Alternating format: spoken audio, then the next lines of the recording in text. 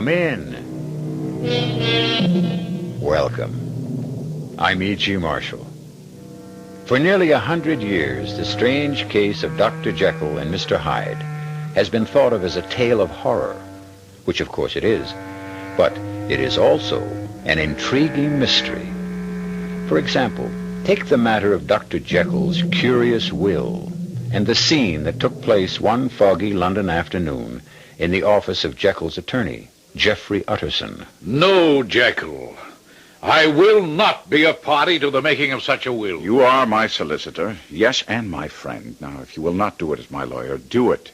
I beg of you as my friend. Everything you possess to go to this Edward Hyde in the event of your death, or even your disappearance? Yes. Well, then you must tell me. I demand that you tell me. Who is Edward Hyde?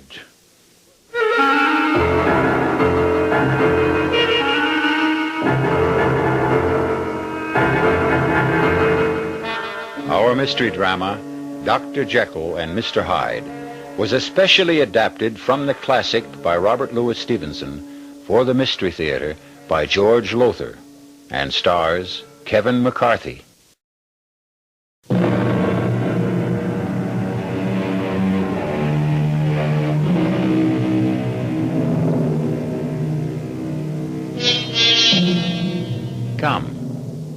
Come with me now, back through the years to London, England, in 1896. It is late of a pleasant spring evening, and we find ourselves strolling in Cavendish Square, along with Geoffrey Utterson and his friend, Dr. Mortimer Lanyon. I must say I've enjoyed our walk, Utterson. We'll soon be at my place. Will you come in? Oh, thanks, Lanyon, but I think not. I've got a good deal of work to get through before I go to bed. I needed a break, though, a breath of air, which is why I came for this walk with you. And good heavens. That man coming toward us. Oh, strange-looking fellow, isn't he? Oh, his face in the light of the street lamp. That's the most evil face I've ever... Lanyon, he's coming straight at us. He's going to knock one of us down if we don't... You fool, you knocked my friend down. You, hold on there. Hold on there, I say. Let go. No, not on your Let life. me go. You not only knocked my friend down, you walked straight over him. Sorry. Let me go. Who are you? Are you crazy? Are you out of your mind? You walked on my friend as if he were part of the pavement. I've said I'm sorry. That's not enough. By no means enough. Who is this man? Lanyon, are you all right? Well, I'm not sure. You walked on me. Stomped right over me. Who the devil are you? I warn you, the two of you. Let me go. Otis! Let me go, I say, or I'll kill you both. Look out, he's swinging that heavy walking stick, and he... Kill you both! Oh, no, you don't! You struck me. No one strikes Edward Hyde and lives. No! He'll kill us both with that walking stick! Run, Utterson, run! Come back! Come back and I'll kill you! Stop! Stop, I can't go on. My heart. Oh, mine too. It's pounding like a trip hammer. Oh, good Lord, Utterson. I've never had such an experience of this kind in my life. Are you all right? You took a blow from that walking stick. Utterson, what is it? The name. The name he used. Did you hear it? Yes, but... What was it? Oh, I think I know, but I want to be sure. Hyde, he said, Edward Hyde. That's what I thought. Well, what of it? With the way you looked, do you know the man? Does the man mean something to you? No. I don't know the man. But the name. Oh, yes, the name means something to me. What? Well, what? And I'm not sure I can tell you, Lanyon. I'm not sure I have the right as a lawyer to do so. On the other hand, Yes? Well, you are my oldest friend, and your daughter Beatrice is engaged to Dr. Jekyll, isn't she? Yes, they're to be married in September. Then perhaps I should tell you that No, it would serve no purpose.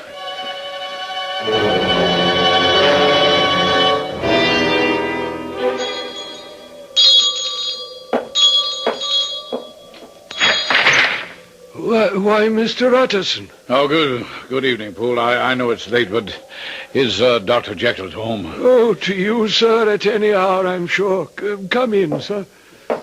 The doctor is at work in his laboratory. If you'll wait here a moment, sir. Yes, thank you, Poole. Excuse me, Dr. Jekyll. What? Damn it, Poole, I told you I was not to be disturbed. Well, I know, sir, but... But what? Mr. Utterson is calling, sir. Utterson? At this hour? Well, all right. Show him in. This way, Mr. Utterson, please. Thank you, Poole. Well, Utterson, this is a late-hour visit. Jekyll, I'll come straight to the point. Dr. Lanyon and I were out walking in Cavendish Square less than an hour ago when we noticed a strange man, a sort of, I don't know, dwarf-like creature with, I assure you, a face that, well, it was so vile, so evil, it brought the sweat out on my brow. Well? Well, this man, he walked straight into Lanyon, knocked him down, and then walked right over him. I ran after him, an argument ensued, and then, well, he threatened to kill both Lanyon and me with his walking stick. He went into a rage I can only describe as bestial, swinging the walking stick at us, and... And what? Well, I don't think he meant to give his name. In fact, he refused to give it when I asked for it. But in his rage, he forgot himself, and he used his name. Edward Hyde. And? What of that? 6 months ago, you insisted I destroy your old will and make out a new one, leaving everything to a certain Edward Hyde, right? Oh, I see. Now, I told you then, as I tell you now, I considered the terms of the will most curious, indeed decidedly strange. And as I told you then, and I tell you now, I see nothing strange in wanting to leave my money to a certain beneficiary in the event of my death. Or your disappearance. That's what I find strange. That's what worries me. Even more now in the light of what happened tonight. Jekyll, I ask you once again, who is Edward Hyde? Do you mean the Edward Hyde I've bequeathed my estate to, or the Edward Hyde you ran into tonight? They are one and the same.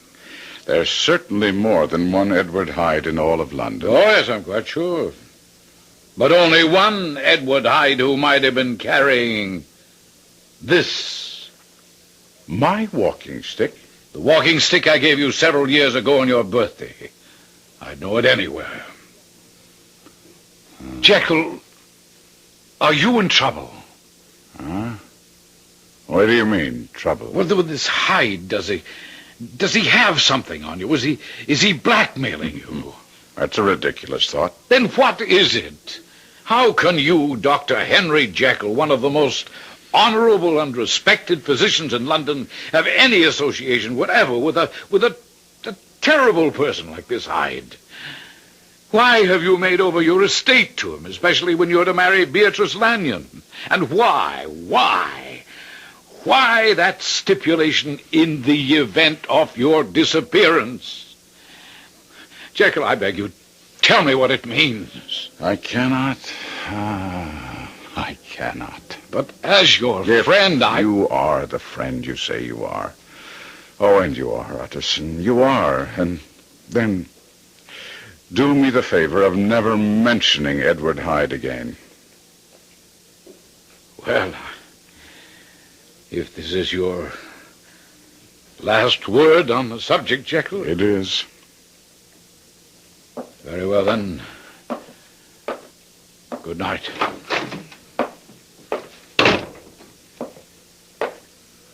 Oh, Poole. Yes, Mr. Utterson, sir. I'd like to ask you something. Oh, anything, sir? Who is Edward Hyde? Oh, God help me, sir. I wish I knew. We all of us in this house, every one of Dr. Jekyll's servants, wish we knew. All right, tell me about him, this Hyde. Dr. Jekyll was away on a house call, I think. The front door bell rang, and I answered it, and there stood... Oh, a frightful creature, Mr. Utterson, frightful. I've met Mr. Hyde. I know. He said he wanted to see Dr. Jekyll. I started to say that Dr. Jekyll was not at home, but he pushed right past me in the rudest way, sir, and went straight into Dr. Jekyll's laboratory. Yes, I quite understand. Go on. Well, later on, I was in the kitchen when the bell rang from the laboratory. I went into the laboratory, and there, to my complete surprise, was Dr. Jekyll. To your surprise? Why, yes. You see, sir, he'd forgotten his keys, and I was so surprised that he'd somehow got back into the house. Well, did you ask him how? Oh, I did, sir, yes. But he ignored the question. Never mind that, he said. I want to give you certain instructions concerning Mr. Edward Hyde. He then said that Mr. Hyde was to be admitted any time he called. I see. Tell me, Fool, what is Mr. Hyde's manner toward Dr. Jekyll? I mean, when they're together, how does Mr. Hyde act toward Dr. Jekyll? Or Dr. Jekyll toward this Mr. Hyde? Well, they're never together, sir. That's puzzling, very puzzling, to say the least.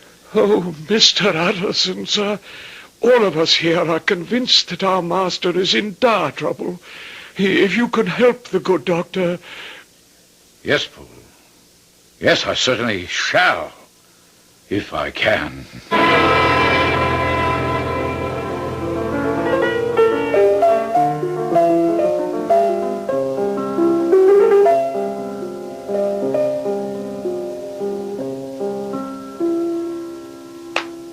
Enchanting, Henry. enchanting. Well, I had no idea you'd come into the music room. How long have you been there? Only a few moments. When you become Mrs. Henry Jekyll, I shall insist that you play for me every night after dinner. It shall be my wifely pleasure and duty, kind sir. Henry, I'm sorry, but... Oh, Beatrice, I want you so. and I want you, but until we're married, Henry, Must we wait until September? It's such a long time. Oh, Father. Oh, sorry. I didn't know you were here, Henry. How are you? How are you, Dr. Lanyon? Utterson tells me you had a rather bad experience tonight. Yes. But I'm quite recovered, thank you. Still a few bruises where that fearsome creature stomped on me, but otherwise all right. Something I've been meaning to ask you, Henry. Yes? But later. I don't want to interrupt you two lovebirds. Father. Well, I shall be in my study. Drop in before you go. Of course. Well, now, Henry, where were we? Oh, yes, the wedding. No, now, look, dearest, we can't possibly change the date now. What if I insist? I don't think I understand. I say, what if I insist? But, Henry, you wouldn't. It would be so unlike you. It is so unlike you even to be talking this way. You've always gone along with my wishes. I have wishes, too. And rights, Beatrice. I have rights. Well, really, Henry, really, you have no rights, as you say, until we marry. It troubles me you should even say such a thing. In fact, Henry... Yes? In fact, what? Henry, I've been meaning to talk to you about this, and I keep putting it off because I feel a bit awkward, but... Well, to be honest with you, my darling, you're not the same man that I became engaged to. Now, that's a silly remark. Well, the way you've acted the last few times we've been together, there's something different about you, Henry. I don't know what it is. I can't put my finger on it, but you've changed somehow, in some subtle way. Changed. Why, even your face. What about my face? Well, Henry, you don't have to snarl. What about it? My face. You're hurting me, Henry. Please don't. Really? Sorry. Sorry isn't enough. More and more you keep manhandling me, and then you say you're sorry. What's come over you? changed you in the past few weeks. What did you mean about my face? Oh, darling. Oh, it's only that... I suppose you're working too hard or something of the sort, but there are lines in your face that I've never seen before. Lines of tiredness, I guess. Yes, that would be it. Shadows under your eyes. Why, even now they look darker, deeper. Oh, darling, I didn't notice before, but I do now. I think that you neglected to shave today. I must go. Go? You've only been here a few months. A patient, remember, a patient promised to visit. I'll drop in again tomorrow. Was that Henry who just left? Yes, Father. But he said he'd drop by the study to see me before he went. Yes, I know he did, but... Well, Beatrice, what's happened? I don't know. For a moment, I'd have sworn that Henry was changing before my eyes.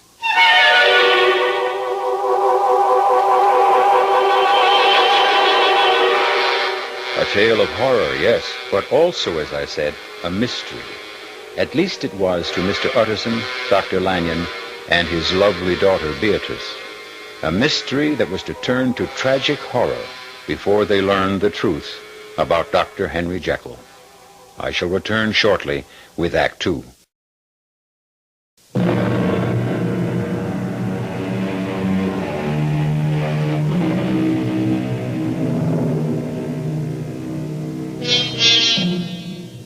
It almost goes without saying that to tamper with natural law will lead to an unnatural end. Mr. Utterson, Dr. Lanyon, Poole, and the servants in Dr. Jekyll's household have begun to suspect that Jekyll is hiding some awful secret from them. A secret that involves a man known as Edward Hyde. Even Beatrice Lanyon, Dr. Jekyll's fiancée, has begun to wonder at the change she senses in him. It may even be that the London police are beginning to wonder. Come in. Inspector Wolfe of Scotland Yard to see you, Dr. Jekyll. Oh? Show him in, Poole. Yes. This way, Inspector. Oh, thank you. Dr. Jekyll? Yes? Leave us, Poole. Inspector Wolfe of Scotland Yard, is it? Yes. Please take a chair, Inspector. Thank you. Well, now, Inspector, what can I do for you? Hey, well, I'm not sure you can do anything at all, Doctor, but are you aware that in the past 6 weeks there's been a rash of murders in London? Extremely brutal murders, Doctor. Each victim has been bludgeoned to death. Why do you come to me? Well, on more than one occasion, the murderer has been seen while committing these terrible attacks of violence. Not clearly seen, since the murderers have always been done at night and in dark streets, you know. But there have been glimpses of him, and putting them together, the Yard has come up with what you might call a composite picture of the man. I still don't see. I just don't understand why you've come to me about this. Well, you will in a moment, Doctor. The man, the murderer, appears to be a short, malformed, dwarfish creature who, even though his face has never been clearly seen, gives a strong impression of evil. Doctor, a particularly brutal murder took place last night in Montague Street. Dr. Danvers Carew was bludgeoned to death. Carew? Member of Parliament? Aye, the same. He was beaten to death with a walking stick, and the murderer was the dwarf-like creature that I've mentioned. The person who saw the murder take place followed the murderer afterwards, do you see, keeping at a safe distance, you may be sure. And, well, that's why I'm here. Why precisely? The murderer was seen to enter this house. You must be... Well, I was about to say you must be joking, but of course you're serious. You don't happen to be acquainted with a Mr. Hyde, do you? A Mr. Edward Hyde? Well, yes, but he's not an occupant of this house. He doesn't live here. No? Does he visit? Well, on occasion, yes, but I haven't seen him now in, months, I should say. Uh-huh. Hmm? Friend of yours, is he? No. Patient. He suffers from a nervous disorder. Comes to see me whenever he's in need of medication. Well, thank you for your time. Good day. Good day, Inspector. Damn.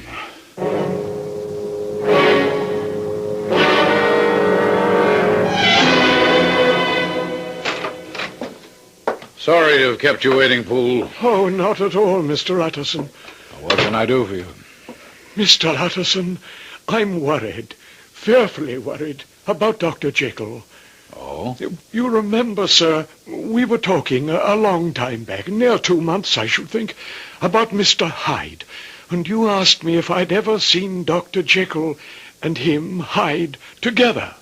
Yes, just something like that, yes. And you said you never had. Well, they are together now, sir. Not that they mightn't have been together before, but I know for certain that they are now. There are fights, yes, fights going on in that laboratory between the doctor and, that terrible man, Mr. Hyde. What, you mean fist fights? No, sir. Arguments. I hear Dr. Jekyll moan and groan and cry out, No, leave me be. Oh, Mr. Utterson, sir, I'm so afraid for Dr. Jekyll, so afraid. Yes, well, you're saying that comes as no surprise, Poole. The truth is, I've known he was in some kind of trouble since he changed his will months ago in favor of Edward Hyde.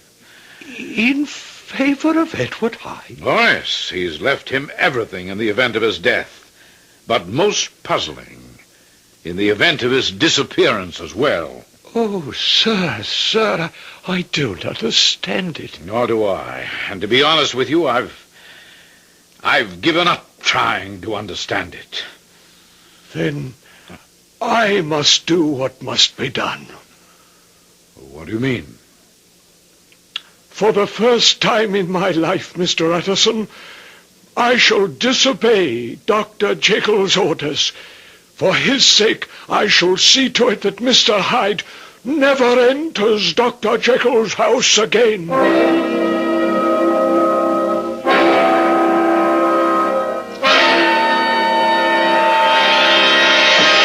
Let me in! You hear me, Poole? Let me in! Never, Mr. Hyde, never! Go away and stay away! Damn you! You stole my keys. Oh, it was you. It must have been you, and now you bar me from the house. And you'll stay barred as long as I'm here. Poole, I warn you. Warn away! You'll not enter this house. You... Poole! Listen to me, Poole. I'm listening. I'm in trouble, Poole. I need Dr. Jekyll's help. He's not at home. Let me come in and wait for him, Poole. I am in desperate trouble. Then stay in it and be damned to you. Father, what is it? I've never seen you so upset. Well, read this. My dear Dr. Lanyon, as you value my friendship and my life, please go to this very night to my home. Father, this is a note from Henry. What? Yes, and you needn't read any further. He asks me, begs me, to go to his home, enter his laboratory, and procure certain chemicals and powders, giving very explicit directions as to where I should find them. Well, the message was delivered an hour or so ago. I have just returned from following Henry's instructions. As you see, the message directs that I am to give these materials to whoever calls for them. But what does it all mean? Well, you are Henry's fiancée. You are close to him, closer than anyone else. He's obviously in some sort of difficulty. And if you know what it is, I charge you, for his sake as well as your own, tell me what it is. But if I knew, I'd tell you. But yes, he is in grave difficulty. But whatever it may be, he keeps to himself. And what would it have to do with chemicals and powders and elixirs?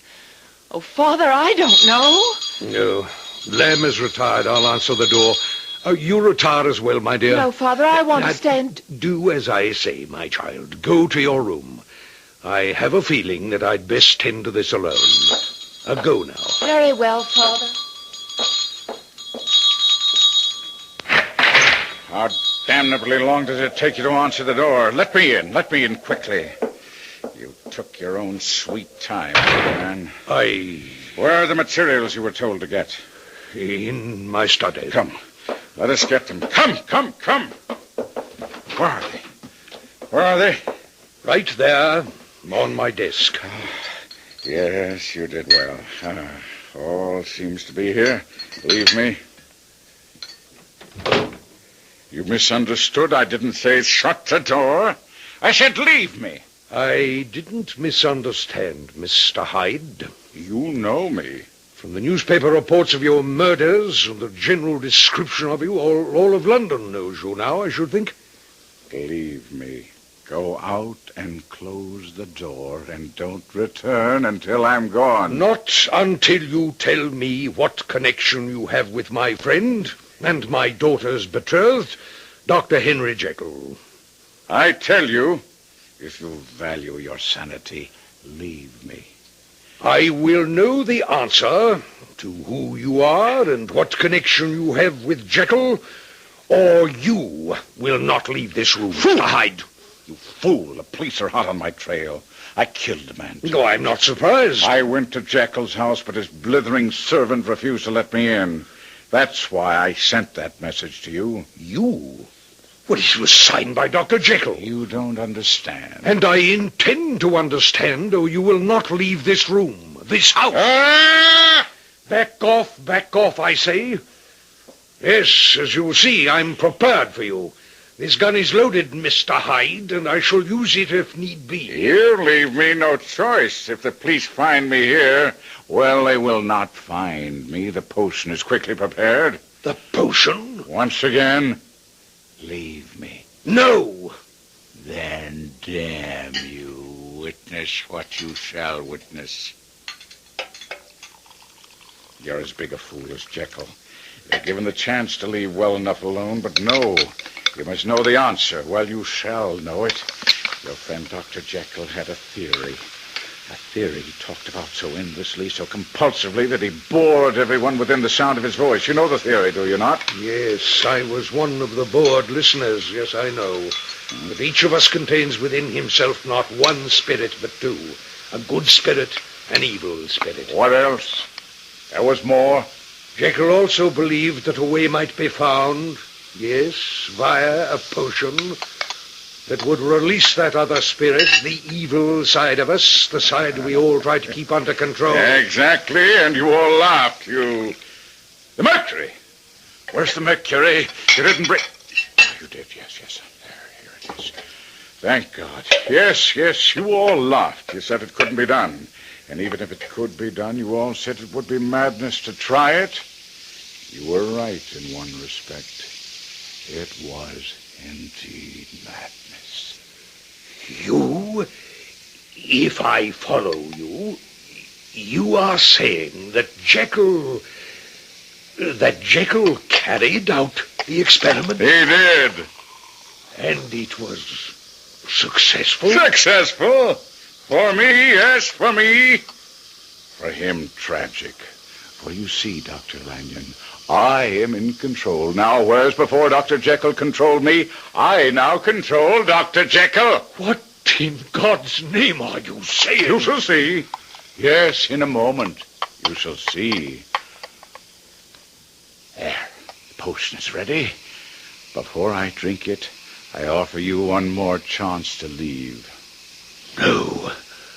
Well, in that case, Lanyon, God help you.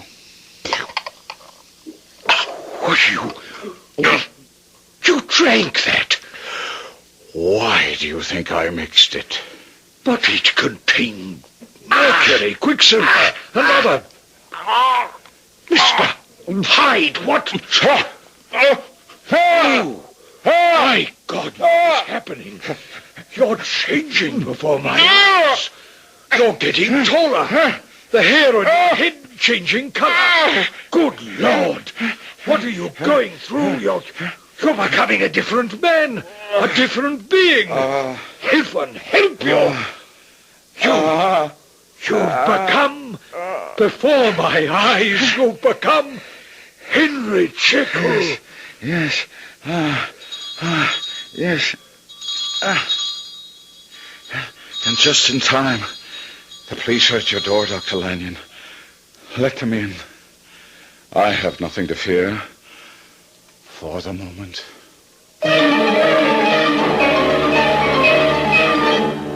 And so, before the shocked eyes of Dr. Lanyon, Dr. Jekyll's secret is revealed. Edward Hyde and Dr. Jekyll are one and the same man. Questions arise. What did Hyde mean by saying he is now in control of Jekyll? What did Jekyll mean when he said he has nothing to fear for the moment? We shall see when I return shortly with Act 3.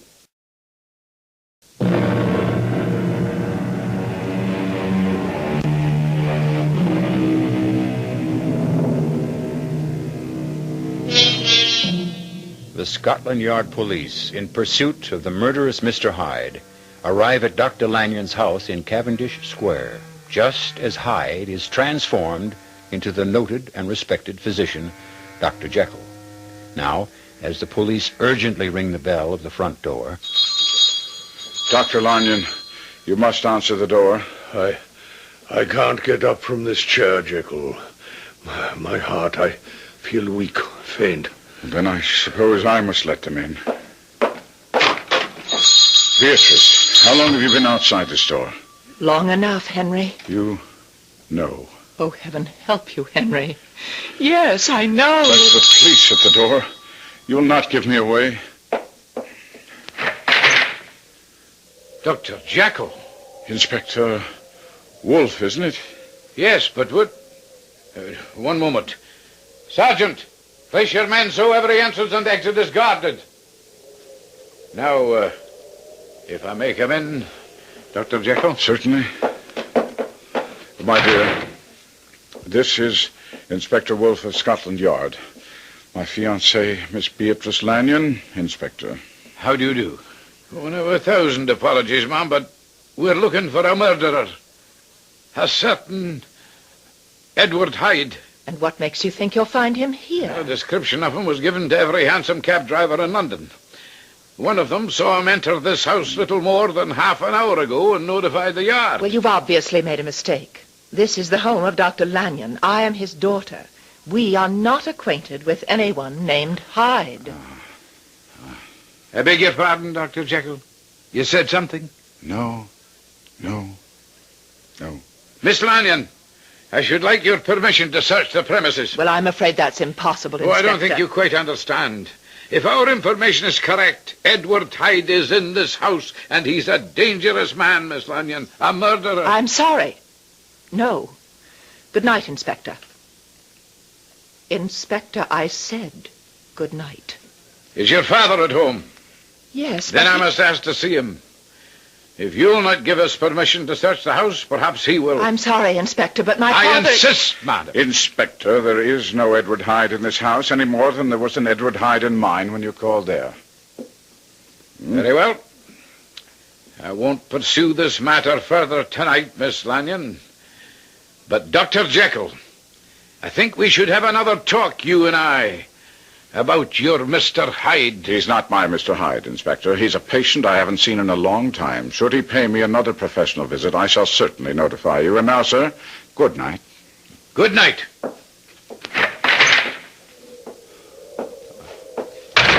Henry. Oh, Henry, what terrible thing have you done? My darling. Oh, my dearest, I'm trapped by my own folly. Your father warned me a long time ago to give up my experiments, if only I had heeded his advice. Well, heed it now. It's impossible. It's too late. Why too late? I've lost control over Hyde. He controls me. Over these past months, he's grown stronger and I weaker. I never know how or when the transformation... horrible transformation will take place. Heaven help me, Beatrice. I have become Hyde's slave. But it's not too late. We can't let it be. Father could help you, Henry. I'm sure he can. Come. We'll ask his advice. He'll know what to do. Perhaps you're right. Yes. Let's Let's see what he has to say. Father, the police have gone and Henry's in fearful trouble, as you know, and he wants to... Father? Dr. Lanyon. Father, what is it? Why do you just sit there staring? Oh, my God. Oh, Henry. Yes. He's dead. What he saw tonight was too much for his weak heart. Edward Hyde murdered him. Heaven forgive me. I murdered him.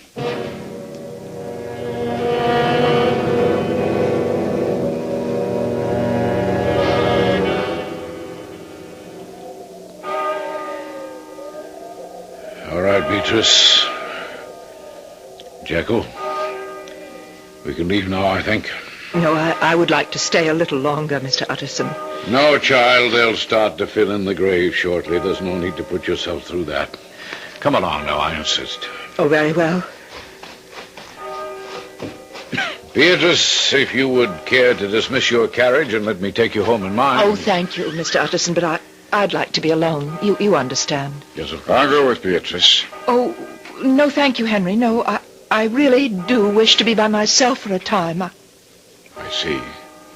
I'll call on you then tomorrow, if I am able. No, I shall be busy tomorrow. There's so much to do, winding up Father's affairs. Perhaps if I'll get in touch with you, could- Henry.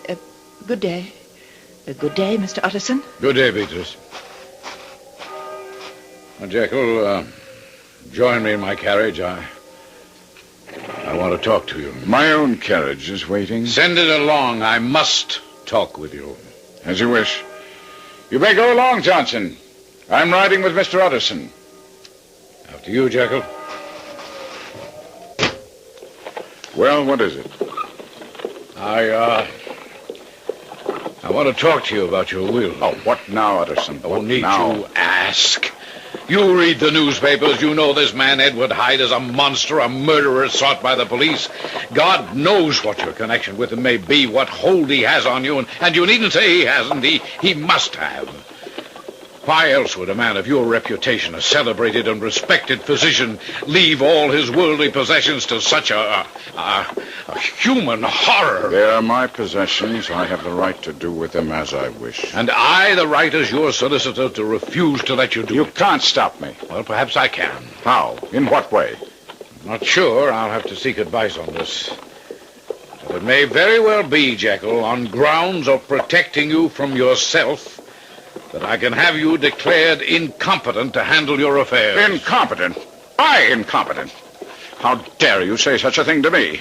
How dare you even think such a thing? Jekyll, let go my Huh? arm. You're hurting My will me. is my will. No. Edward Hyde is to inherit everything in the event of my death or my disappearance. What is the matter with you? Take your hand off. Good Lord, your hand. Jekyll, your hand, it's covered with long hair. The fingernails are becoming Hey, you claws. meddling little Your pipsqueak. face, it's changing. Of course it's changing, you interfering muddlehead. Do me out of my inheritance, would you? Prevent me from inheriting You. Jekyll's wealth? You, oh my God, you're Hyde. You are Edward Hyde. Yes, Edward Hyde. Edward Hyde. Murderer. Murderer. Edward Hyde. Monster, according to you? Yes, but how could you? No, you're strangling me. You're no. Die! Die!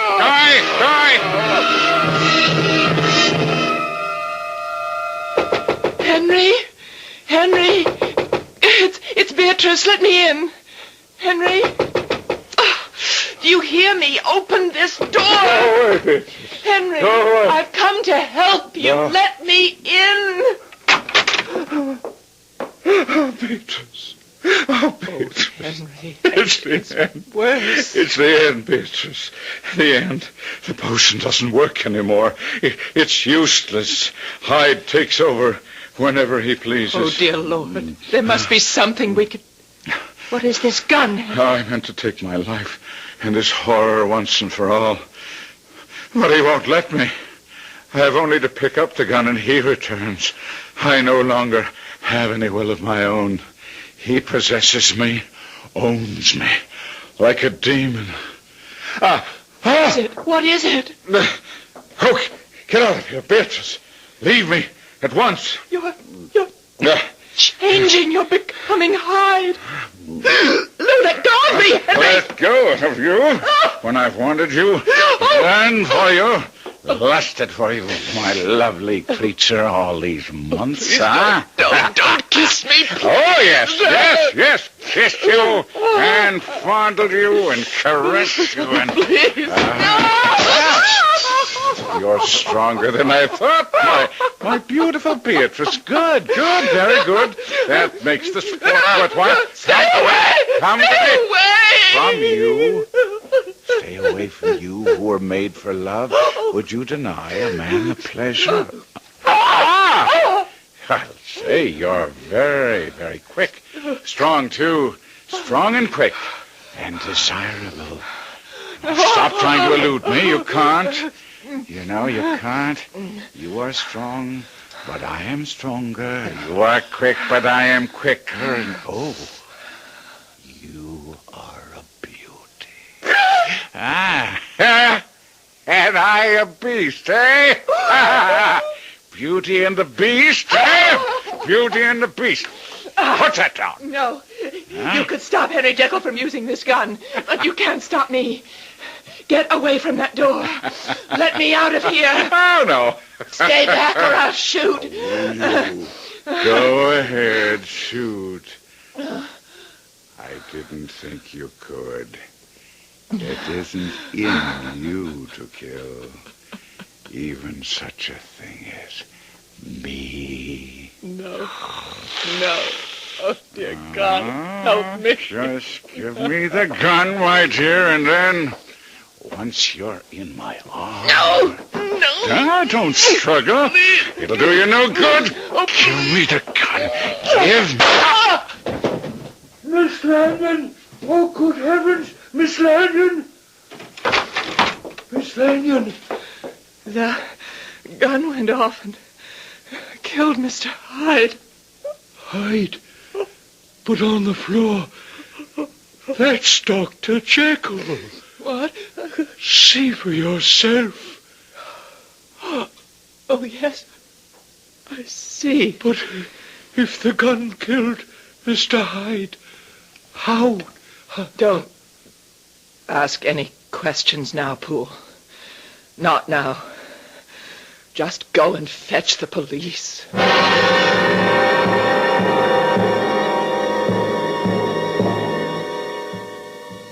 As a baffled and distraught Poole rushes out into the storm to find a policeman, Beatrice Lanyon gazes down at the body of Dr. Henry Jekyll. Or is it Edward Hyde? I'll be back shortly.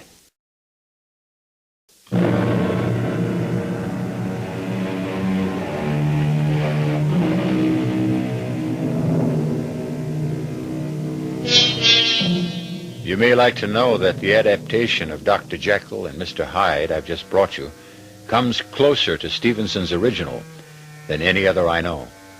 I think you'll agree it was as much a mystery as a tale of horror. Our cast included Kevin McCarthy, Marion Seldes, Ian Martin, and Court Benson.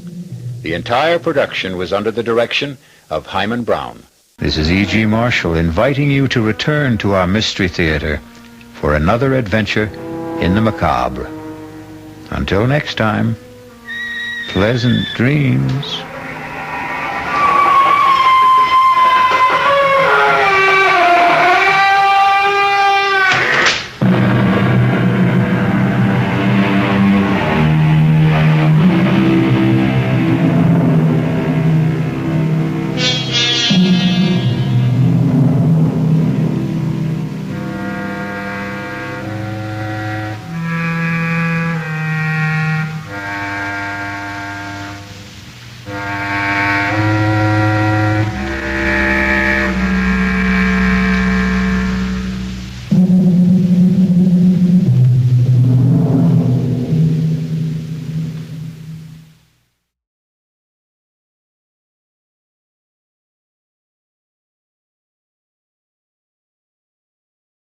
The CBS Radio Mystery Theater presents...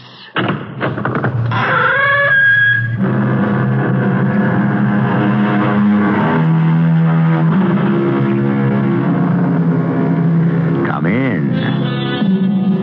Welcome. I'm E.G. Marshall. Samuel Clemens, better known by his pen name, Mark Twain, had a long love affair with the Mississippi River. Glowing with sparkling remembrance, he has claimed, considering the Missouri, its main branch, it is the longest river in the world, 4,300 miles. The Mississippi is remarkable in another way. It is always moving its habitat bodily, always moving sideways. Remember that and listen.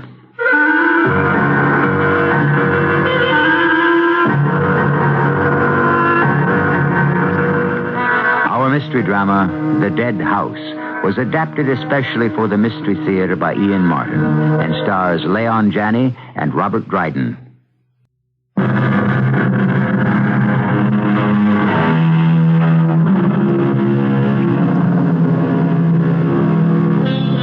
In all our American history, possibly nothing has been more romantic than the sailing of a Mississippi River boat. From an hour before sailing, they would be burning pitch and rosin, and from the double smokestacks, columns of coal-black smoke would rise and hang in the air like the flags flying from the jackstaffs. The last bells would clang out over the end of feverish loading. The gangways were snatched away. The majestic boat moves out into the stream. This is the world Mark Twain wrote about 21 years after being a riverboat pilot. And this is one of the stories he tells of that voyage. Welcome aboard, sir. Thank you, Captain. I have just turned over the boat to the pilot. I'm surprised you didn't make straight for the pilot house the moment you came aboard. Why, I considered it closed to ordinary passengers. Well, indeed it is.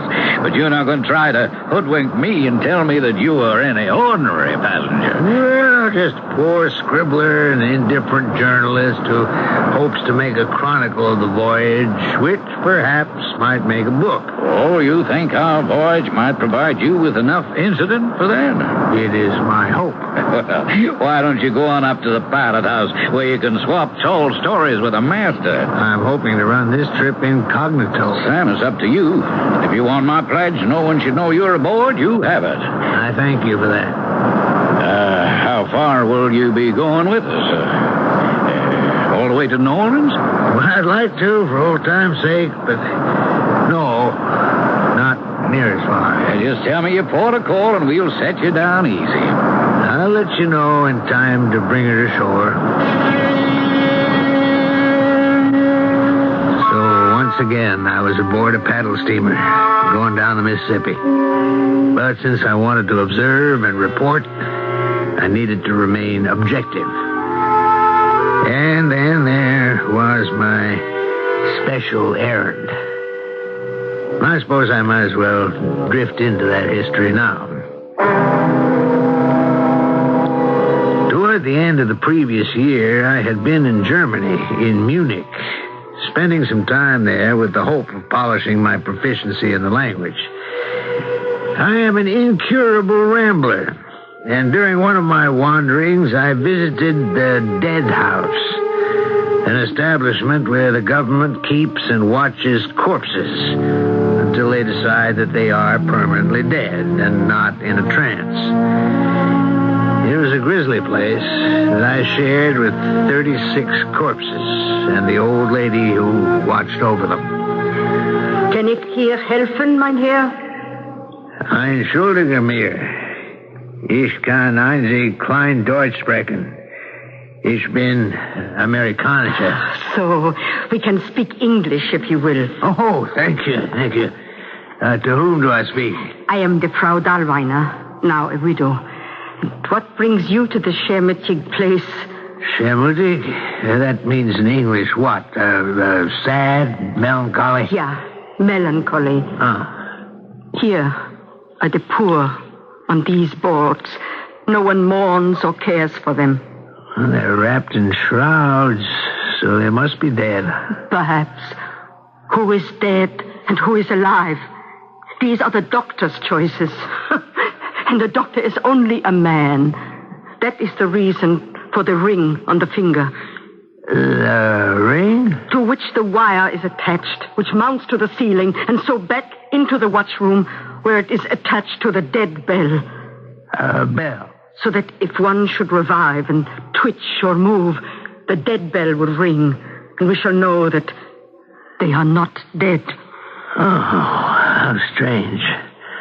What a fearful bell. Oh, if you were a corpse and woke back to life in the dead house, you might not hear it that way. It's fascinating. May I ask more questions? Your English is very good. Oh, my lodger has taught it to me. He is an American. Here in Munich? Yes. If you are staying here, would you not like to come and see him? He is very ill. Perhaps you can raise his spirits. He knows far more of this fearful place than I do. This watchman's job was his before he took sick. Well, I don't know. I shall be leaving Munich shortly. Oh, such a short walk. And it would mean so much to him. Surely a man needs some warmth from some fire if he is about to die. I had simply thought, of course, that I was making a good Samaritan's trip. And from my first meeting, nothing should have changed that thought.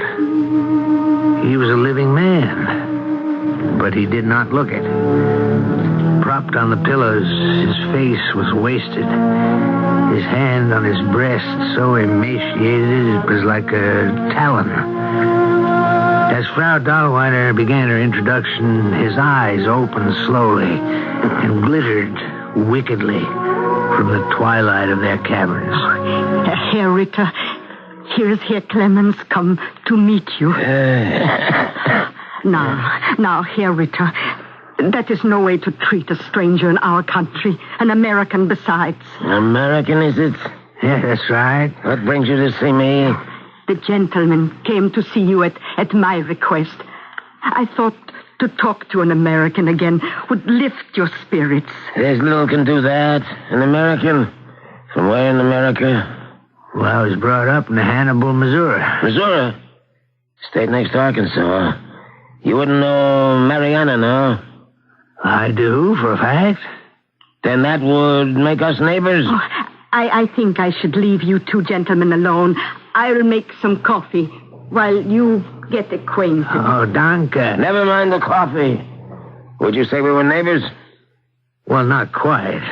Hannibal is north of St. Louis. Mariana a piece far south. Maybe 450 miles as the crow flies from Hannibal to Mariana. But near twice that far by the river. The Mississippi. The Mississippi. You know that river? Yes, I know it. Once upon a time, like the palm of my hand, and better. How come? Up to 21 years ago, I was a riverboat pilot. But I left the river. You don't make your home there anymore? No. My home now is in Hartford, Connecticut. So, you don't ever expect to go back west, eh? Oh, sure I do. When I return to the States, the first thing I plan to do is to go back and take a journey down the Mississippi. See if I even recognize her anymore. What do you mean? Mr. Ritter, there never was a woman as fickle, as flighty as the Mississippi. Why, that river can make prodigious jumps almost by night. And by cutting through narrow necks of land, straighten and shorten itself and change the shape of the country. A man could go to sleep one night in the state of Mississippi and wake up to find himself in Louisiana the next morning. I know. Well, you worked on the river? No, but I sure made use of it. Oh, how's that? Oh, when I was young, I was a heller, a fighting, drinking, gambling man. And then when I had a little money and arranged to settle down at last, I bought me some land in Arkansas cheap and settled in to make a homestead. But I was too far from the river for it to pay, so I... So, you made a cut. I guess I can afford to admit it now.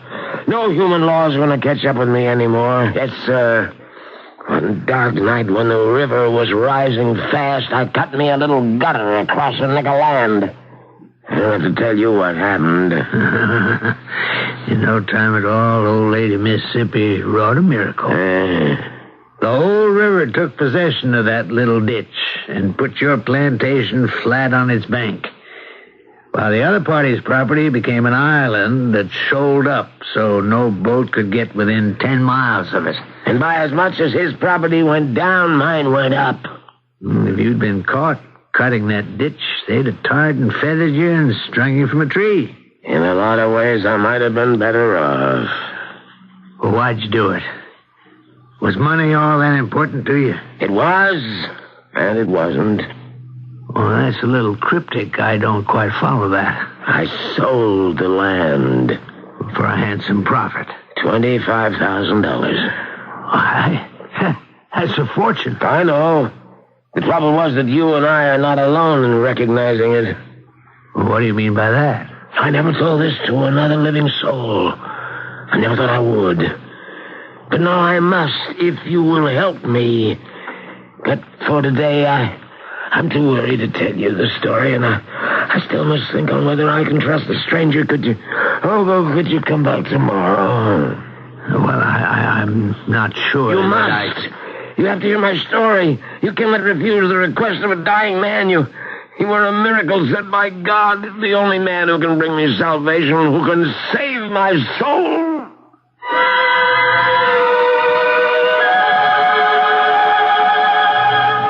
And with these words, according to Mark Twain's story, the dying man fell back on the bed, asleep, or in some sort of coma. In haste, Mark Twain fetched the widow and left the man in her care, troubled in his mind as to whether it would be in Ritter's best interest or his own to return. I shall be back with his decision shortly.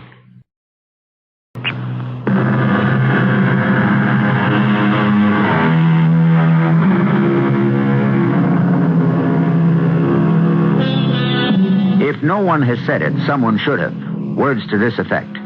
Unless you are a priest or a doctor, avoid the confession of a dying man. He is only trying to transfer the cross from his shoulders to yours. In that early winter of 1883, Mark Twain, living in Munich, Germany, or as it was then, Bavaria, fell into this trap. I could have taken to my heels and run. Then again, the incurable curiosity of the author beckoned me to stay. I could not resist. I had to hear the dying man's confession. I have never given up before, but last night I did. I know I'm going to die. You say you are going to revisit your river. If you do, you will see Napoleon, Arkansas, and I ask you when you are there to do a certain thing for me. I can make no promises. I ask none, only the dictates of your conscience. Now come back with me all those years towards the end of the war between the states. Here's what happened. And I guess the way you'd have to understand it best is to meet Nell.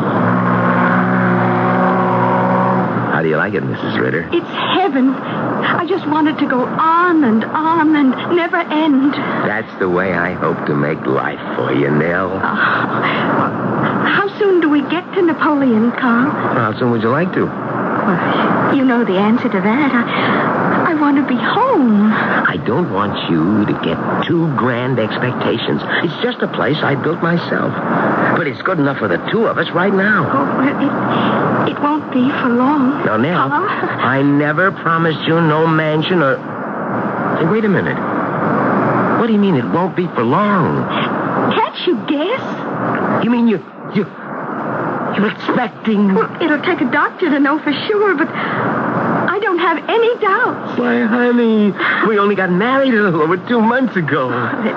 It don't take that long, Carl, when a woman's got herself a man like you and has a strong desire to make him a family. Oh, Nell, I love you. Like I love you. Just give me the chance and I'll make a home big enough for you to be proud of. And big enough to bring up as many young'uns as you could want.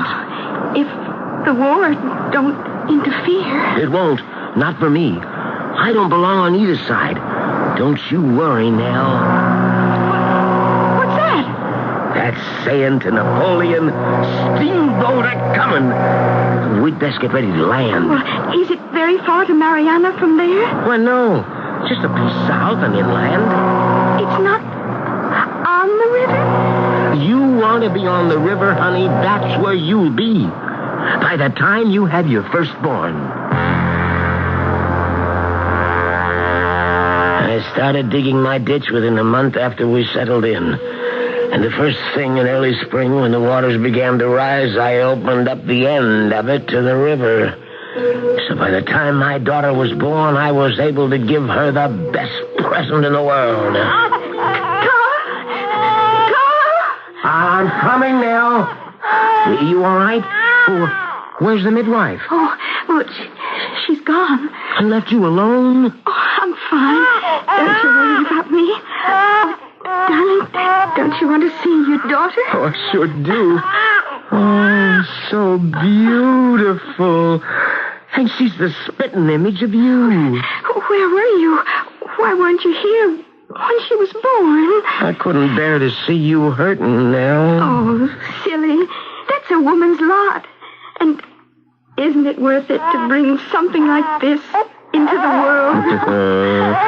You know what we're going to call her? No, what? Missy. Missy? Where did you get it from? From the present I promised you with your firstborn. Right almost in your front yard. Here, let me help you sit up. Nell, look. What's happened down there at the end of the slope? The fields are all gone. And it looks like water. That's not just any water, Nell girl. That's the Mississippi, flowing right through our front yard. You promised me a river, and you brought it to me. That's not the only thing, Nell. It's going to make us rich.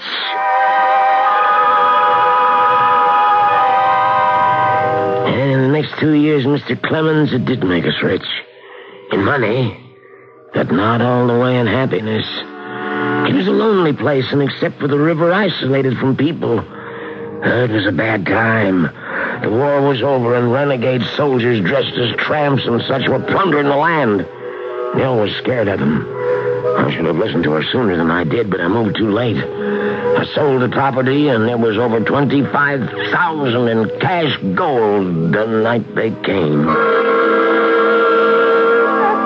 I woke from a deep sleep to find myself bound and gagged and the air tainted with chloroform. It was black as a witch's pocket. Somewhere far off, I heard the baby crying in my wife's voice. Don't harm him, please. Oh, my baby. I've told you where the money's hid. So you have, lady. Now all that's left is to shut your mouth forever. Shut that kid up. No, please, you said no violence. Ruth C. is moving out. The road of the river is alive with soldiers. We can't be caught. And if it won't shut its mouth, I will shut it for it. No, don't touch me, baby. Let me go, woman. Now, shut that kid. You killed my baby.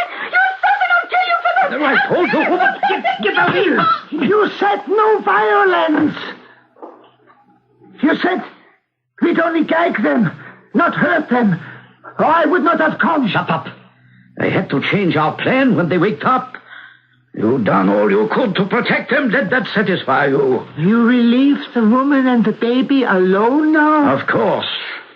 And what about him? He might be playing possum. We should club him. No more clubbing. Suppose he could recognize us. He can't. We put him to sleep with a chloroform. Besides, it is pitch black in here. Okay, trooper, okay. We would take the chance. We have got the money, so strike it right so we can see to get out of here. I had no way to stop them. I couldn't move. The gag was so stifling that when I tried to speak, I could make no sound. It was dawn before I managed to wriggle free. And staggering to the other side of the room, I found my wife and daughter. Alive? No, Mr. Clemens, dead. There they lay, the poor, unoffending ones, their troubles ended. When mine had just begun. Did you go to the law? No law of gallows could pay the debt that was owing me. Well, how could you expect to take matters into your own hands? If it was so dark, you couldn't identify the man. I had some clues, Mr. Clemens. I'd heard their voices. And when they lit the match to see their way out, the hand that held it was missing a thumb. And when I went to the place my money had been hidden among the papers tossed around was one containing a bloody thumbprint. Well, what use could the last piece of information be to you? The man without the thumb was the one who had begged his companion should not hurt us. If the print on the paper belonged to the other man, I could identify him definitely enough to kill him. A man's thumbprint is the one sure proof of his identity. Well, still in all, grant that to be true. How could you go about a search for these passing tramps? Remember my story. The one I knew I must kill someday had said, "Troop C is moving out. We can't be caught." And also he called his companion Trooper. And you think they were soldiers? A few miles away, 2 companies of U.S. cavalry were billeted.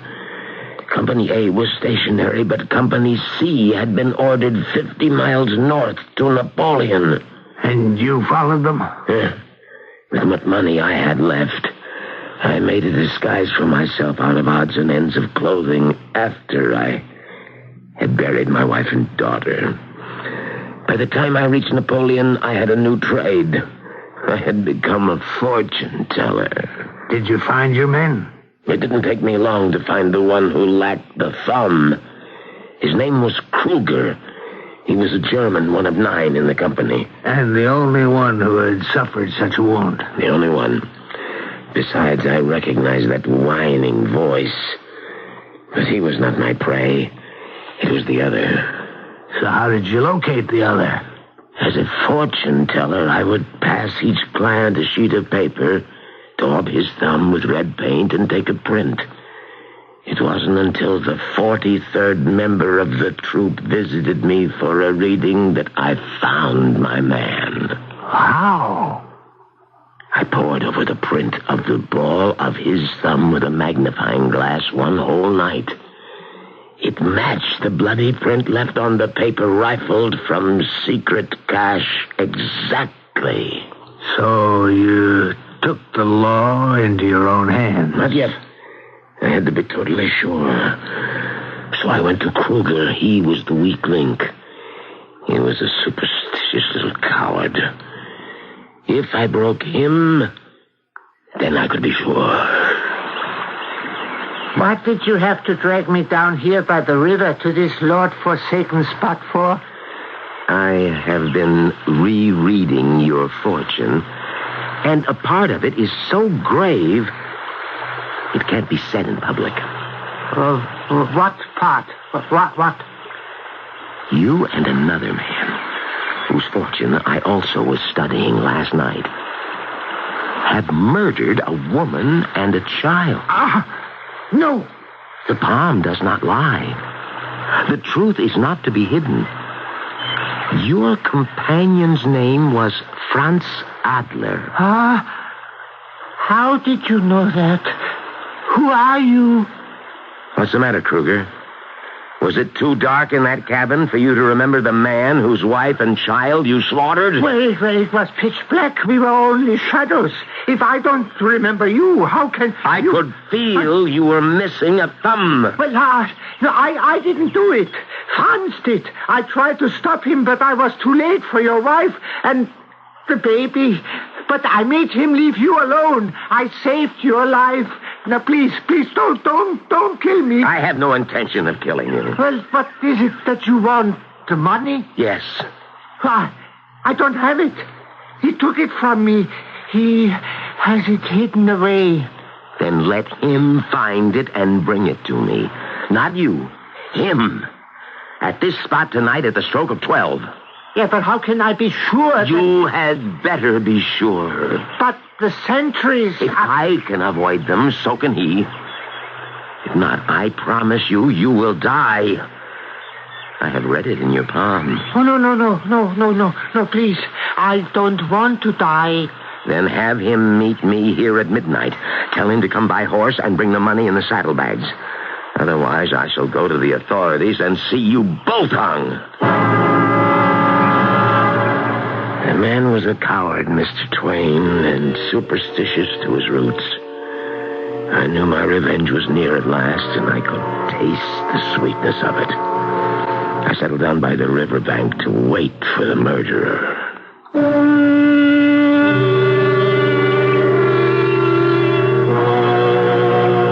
At this moment in his story, Mark Twain reports that the dying man sagged back against his pillows, gasping for breath, as though in his last throes.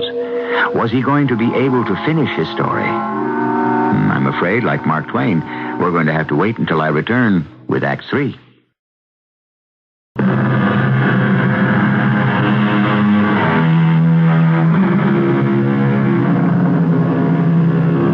We left Samuel Clemens, better known as Mark Twain, by the bedside of a dying man whose story he later penned and made immortal.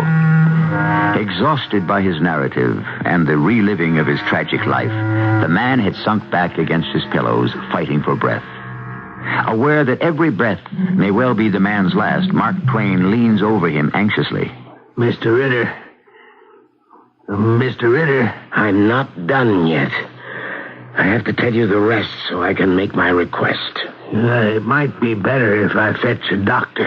No doctor can do anything for me now. I don't know if you should tax your strength. What other use have I for it? It won't keep me alive any more than I had determined Franz Adler would live beyond the moment I saw him. I wanted to watch his face, to gloat as he struggled in a death agony, to savor my revenge for my wife and child that he had killed. But that was to be denied me. He didn't meet the appointment? Oh, yes. He came. But before midnight, the moon had gone behind heavy clouds. And the night was as pitch black as the night he had come to my cabin. I lay hidden in the mangrove and watched him come on horseback. All I could see was a silhouette and the bulging saddlebags. My knife was in my hand. As he passed me with one leap, I was on him and had him dragged off his horse. And then all the plans went wrong. Instead of being the ambusher, I was ambushed.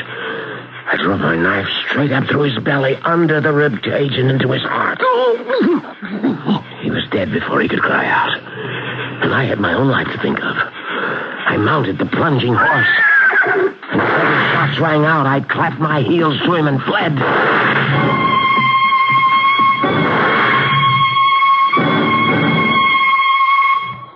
So, you had your revenge? I thought so.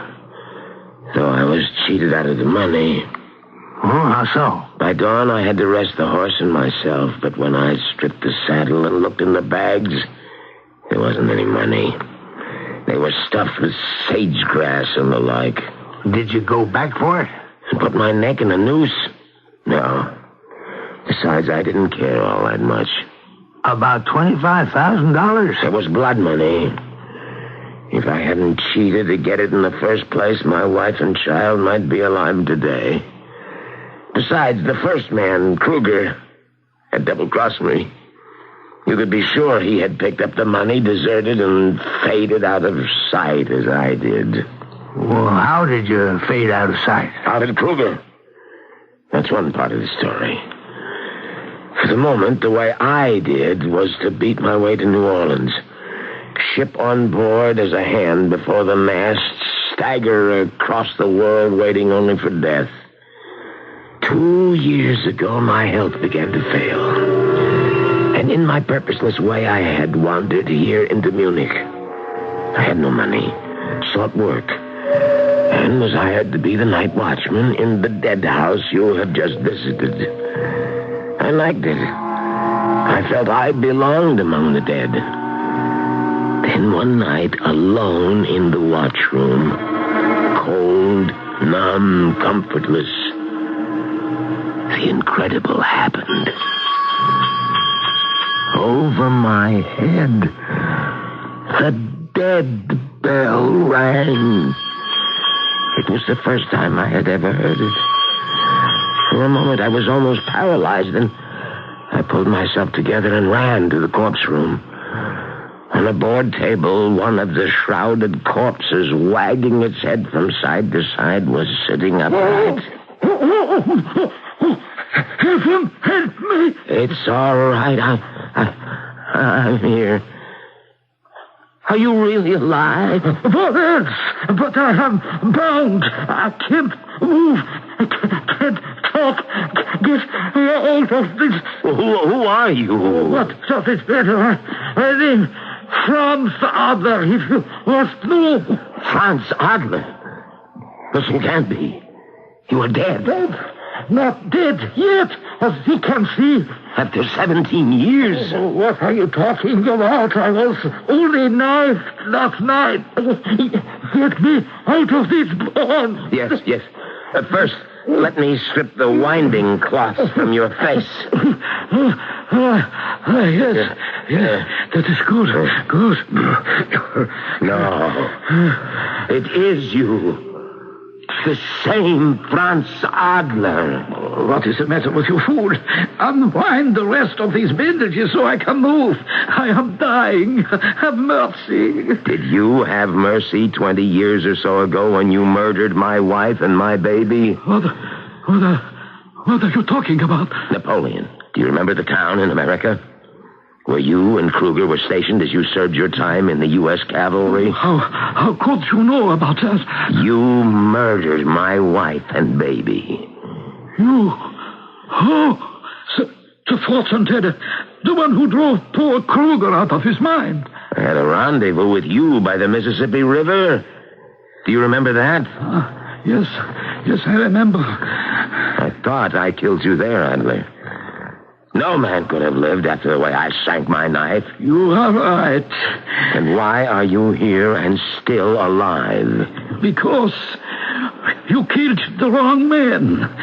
It was Kruger you drove your knife into. I was stunned. My whole life fell away from under me. I looked at the ghastly specter in front of me, his whole body swathed in bandages, helpless. My prisoner. And all through his stammered explanations, the one inflexible thought in my mind was, you escaped me once, you won't escape this time. Please, what do you want of me? I want to know how you're still alive. When I killed you all those years ago. You talked to that fool Kruger. You scared him half to death. He came to me saying that I had to meet you by the river with the money. But you sent him instead? He had no choice. He knew I would kill him unless he obeyed. Poor, silly little man caught between forces he could not handle. So you double-crossed him, too, and allowed me to kill him first. What do you mean, first? Before you started shooting and trying to kill me. No, that was the watch patrol. Don't lie to me. Only one person was firing. You would have killed me with as little compunction as you killed my wife and my baby. No, that was an accident. Look, please, help me out of here. I can make you rich again. How? The money, the $25,000, your money. It isn't all spent by now? No, it is still hidden where it was 17 years ago. You didn't take it and spend it? When Kruger was found dead, I was arrested for his murder.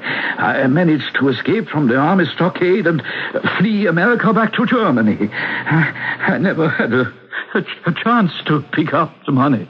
The money poor Kruger thought he was bringing me in the saddlebags. Yes, he was a fool. But we have not, huh? We are men. We can make a bargain. What bargain? Unloose me from these bandages. Set me free. And I will tell you where to find the money. How can I trust you? You can trust me. As much as you trust me? Yes. All right. First, where's the money? It is in the town of Napoleon, at the corner... Wait, not so fast. Let me write this down. Napoleon, yes. Corner of... The corner of Orleans and Market. A brick livery stable. A cutter corner from the courthouse. Third stone, fourth row. Behind... Oh, God, this hurts. Help me out of the bandages. Why? I need the doctor. Or I will die. But you are here in the dead house. You are already dead. No, I rang the dead bell. In all the years in this dead house, the dead bell has never rung. I didn't hear it ring. You came in answer to it. Did I? And we made a bargain. Please, I told you where the money is. You can have it back. Can I have my wife back? Or my baby daughter? You've got to help me. I will. I caught you escaping from the grave. This time I intend to make sure that you will be thrust into it forever. He had a long, hard death of it. I sat and watched him all the time. It was all of 3 hours and 6 minutes from the time he rang the bell. That's a terrible story. I'm sorry you told me all this. I had to be sure you would do me this last favor. And what is that? Take this, please. What is it? It's the directions where to find the money. In Napoleon, Mr. Clemens. You expect to be there in the next year. I want you to find it and send it... Send it to you? No. I shall be gone by then. After Adler died, I spent some months making inquiries. Kruger's death was very much on my mind. I found he had a son, a shoemaker at number 14 Königstrasse, Mannheim. A widower with some young children. I want the money to go to him as some amends. The man did try to save my wife and child's life. It was a poor recompense for me to, even in accident, take his life.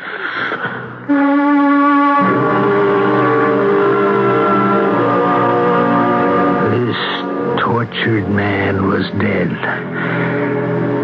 And he had laid on me a heavy burden. Within the next year, here I was on the Mississippi, nearing Napoleon, with my scribbled directions of how to find a fortune that I was far from morally sure anyone should own. But, willy-nilly, I was cursed with having to make that decision. Well, Miss Clemens, you've been a stranger during the voyage. We're approaching a landfall I must make. I don't know if it's a regular port of call for you. Well, where might that be? Napoleon. Napoleon? Yeah, that's right. You wish me to land you there? Have you any objection? Me, for myself? No. But I just don't hardly know how I could go about it. What do you mean? Well, about 7 years ago, the Arkansas River crested and bust right through Napoleon, tore it all to rags, and emptied it into the Mississippi. Why, right this moment, the boat is paddling dead center over where the town used to be. There just isn't any Napoleon anymore. No secret cache of soiled money. And a way out from under a promise I never should have made. I've always loved the Mississippi, and I love her still. Among all her other virtues, the lady knows how to bury her dead.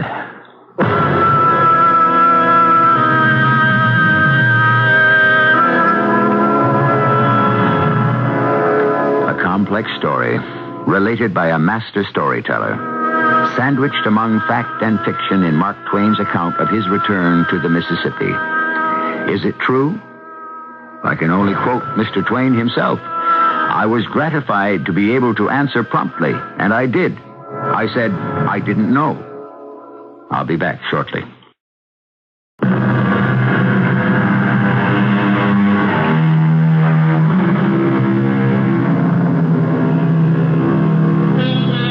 Mark Twain, Samuel Langhorne Clemens.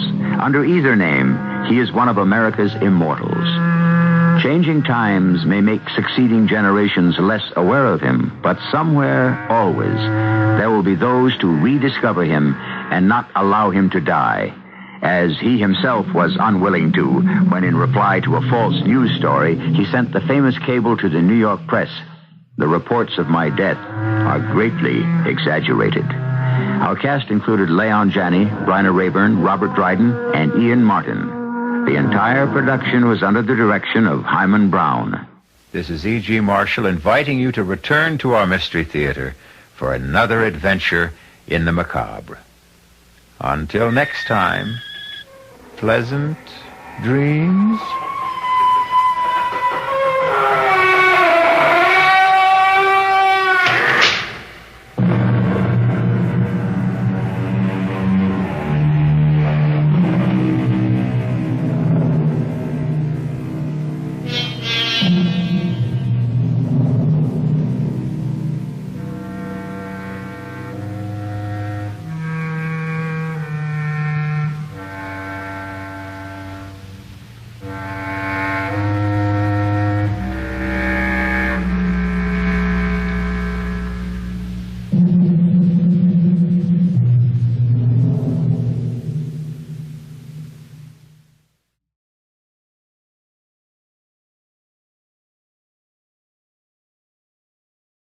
And now, Mystery Theater.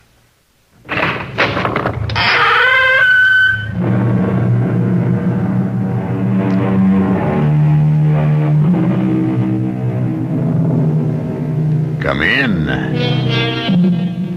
Welcome. I'm E.G. Marshall, and I invite you to join me as we journey through a forbidding landscape, peopled with the most demoniacal furies in or out of this world. There is that moment, that imperceptible, unmarked, uncertain moment, when we pass from day to night, and from life to death. And try as we may, we can never isolate that moment. We can never grasp it, hold it, keep it. And somewhere during that moment, only the length of the shortest fraction of a second, the living are separated from the dead. And yet, it might just as well be as long as all eternity.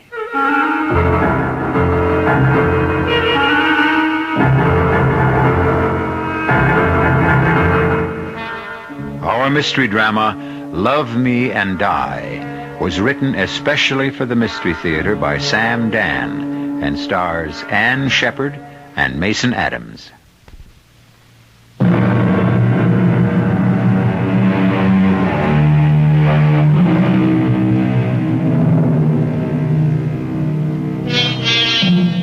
The most important decisions of our lives are usually not based upon careful reasoned study, or even on common sense. No, our most vital decisions are often arrived at suddenly, irrationally.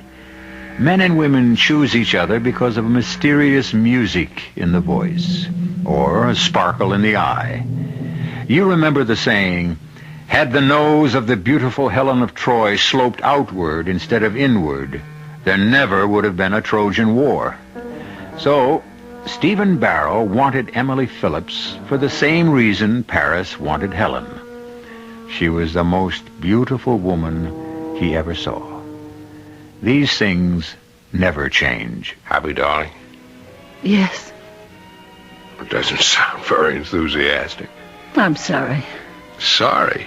What a word to use on a wedding night. What I mean, I'm so afraid. Afraid? Afraid of what?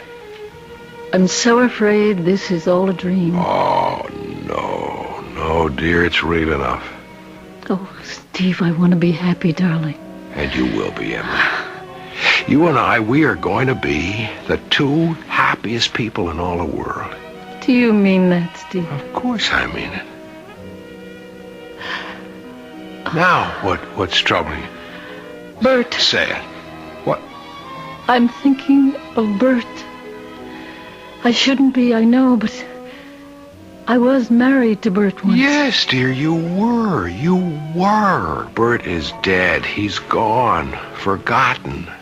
Will you listen to me? What kind of talk is this on our honeymoon?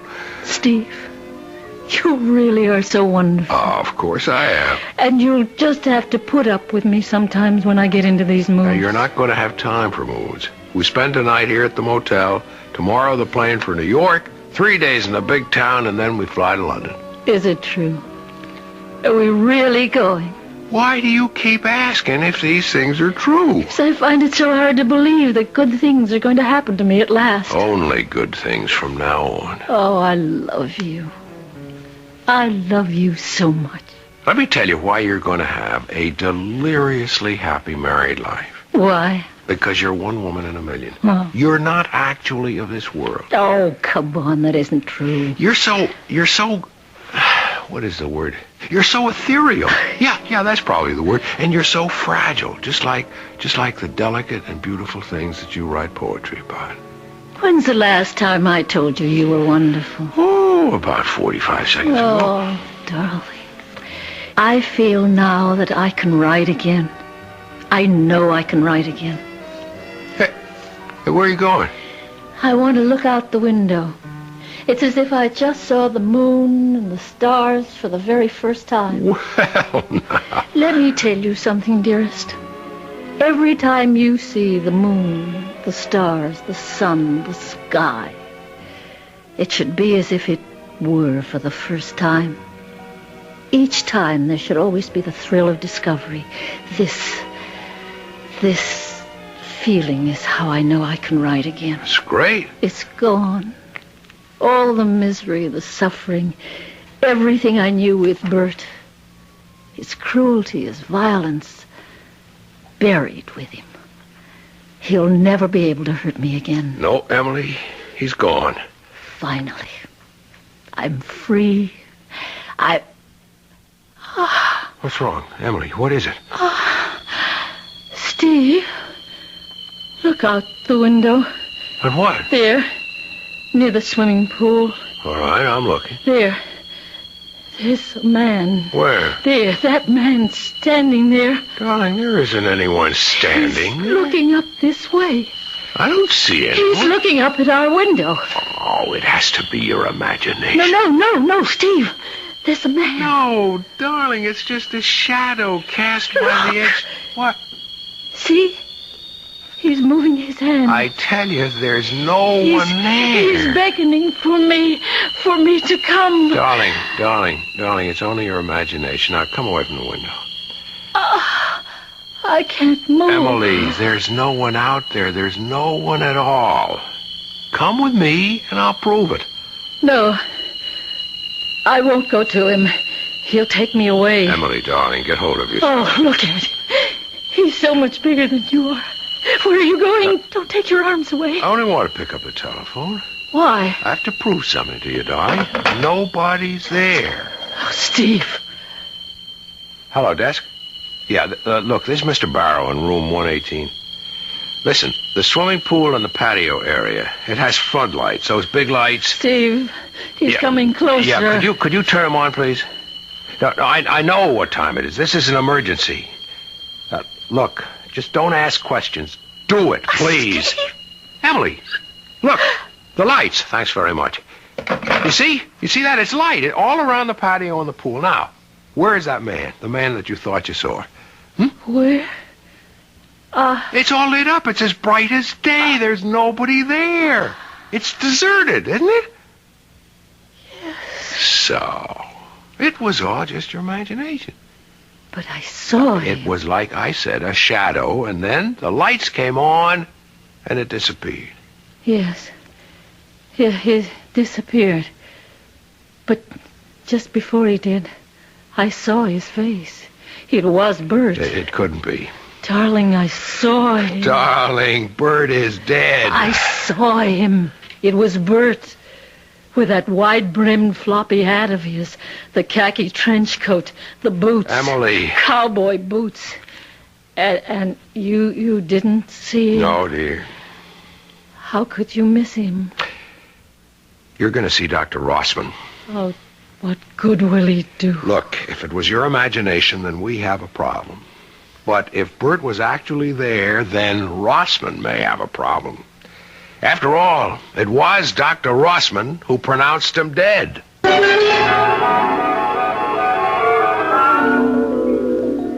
You sure you saw Bert? Oh, how could I not see him, a man of his size? Yet Steve saw no one. No one. And then, when the pool and patio were flooded with light, suddenly he disappeared? But in that instant you saw his face? And it was Bert. No, it wasn't. Because Bert is in his grave. But I tell you, I saw him. Emily, you have a guilty conscience about Bert. Guilty? Why? Because he's dead, and you're alive. But I told you how he treated me. Yes, but you keep thinking. Perhaps it was your fault. Perhaps if you'd been more patient, more understanding. Yes, perhaps. And now, once again, you are married. And on your wedding night, you fear that Bert still feels that he's the bridegroom. And that's why he beckons you to come to him. Doctor, what can I do? Place your trust in Steve. Oh, I do trust Your him. full trust. Don't be afraid that this marriage will also fail. Steve loves you. He wants to protect you. Do you believe it? Yes, I believe it. If you really believe it, you don't have to be afraid of Bert anymore. I'm not afraid. I'm no longer afraid of Bert. Go on your honeymoon, be happy with Steve, and you will never see Bert again.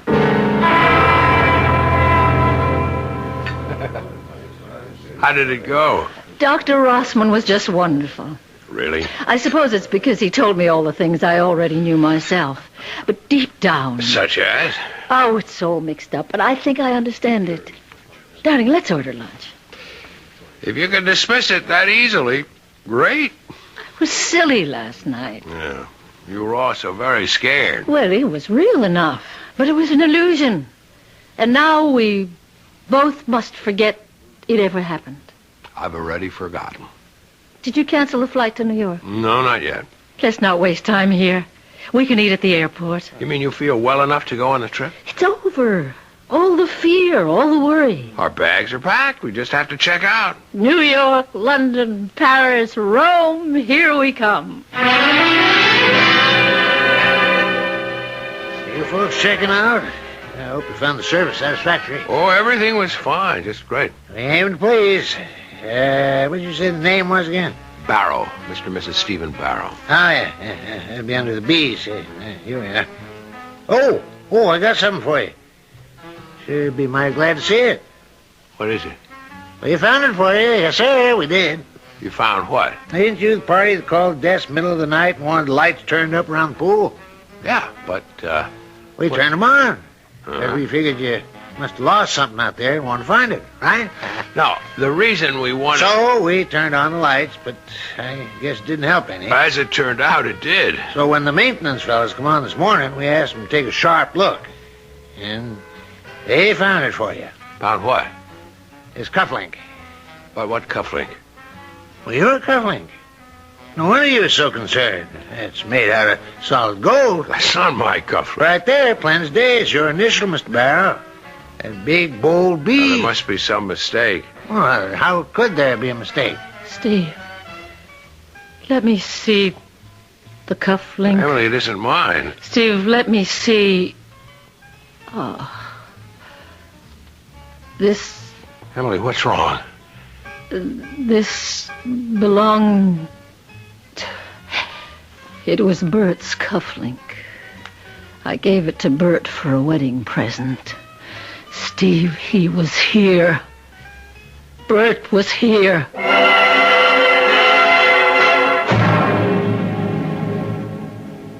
It's all very well for the doctor to say it's Emily's imagination which is being fired by things like guilt and remorse and fear. Sure, we can all say that.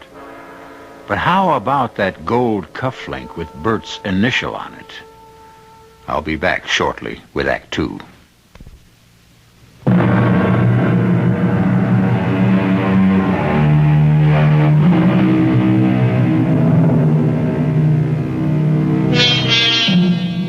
From a philosophical point of view, one may express many attitudes toward death.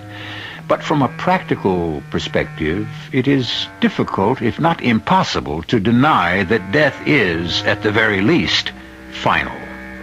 The soul may live on forever, but on one thing there has to be universal agreement.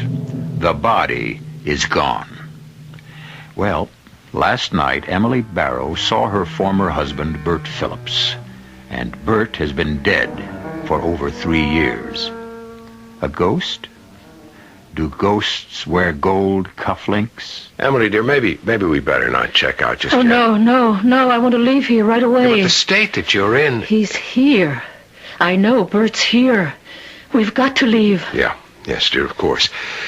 Now, let's just sit down for a minute, quietly. That's it. Relax. Let's be calm. You say that this is Bert's cufflink? How can you be sure? Steve, I know.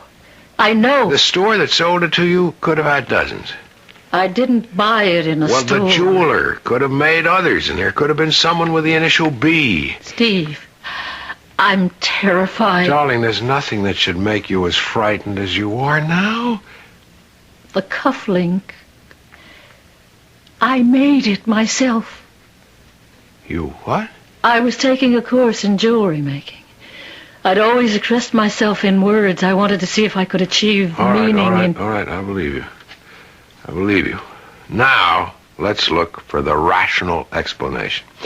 This cufflink and the mate to it are the only ones of its kind in the world. I won't fight you, dear. You made it. You recognize it. It belonged to Bert. I still say that there is a rational explanation. No, not for me. Yes, and you must listen to me.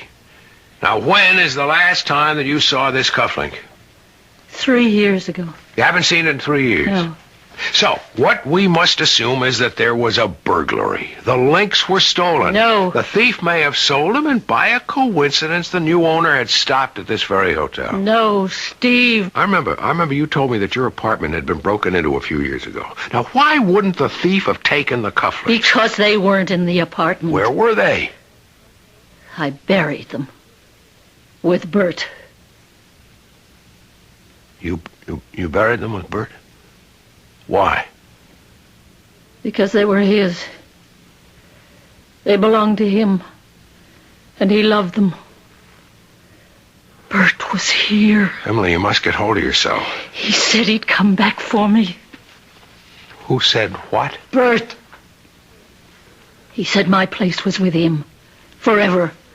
He said he'd come back for me. And he's cruel enough to drag me away. I'm taking you to the doctor. I've seen the doctor. What do you want to do? Maybe it's this place. Maybe there's something about this motel. How could there be? Let's get out of here. Oh, darling, please, we can still make the plane to New York.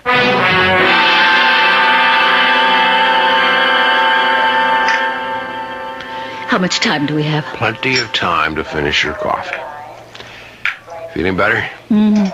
Much. It must have been the motel. I remember now, I once spent a night there, With Bert. The place has been remodeled. It has a new name. Place can be haunted. Sometimes by a memory. I think this whole town is haunted for me. It's where Bert and I spent most of our marriage. Oh, you look so much better now. I feel so much better. I must have worried you horribly last night. Yes? Well, it should teach you a lesson. Don't ever fall in love with a girl at first sight and marry her 2 weeks later without knowing anything about her. I know everything I need to know. How do you predict these things anyhow? I had a friend who married the girl next door. They knew everything about each other. The marriage lasted 6 months. Transnational Airlines, flight number 1 for New York LaGuardia That's Airport. us. Flight number 1 in New York. Let's go. Yeah. At gate 16. Your attention, please. Will Mrs. Bert Phillips please report to the airline service desk in the main lobby? What? Mrs. Bert Phillips. Mrs. Bert Phillips. That's me. No, you are not Mrs. Bert Phillips. You are Mrs. Steve Barrow. That's how he would page me. He's here. No, darling.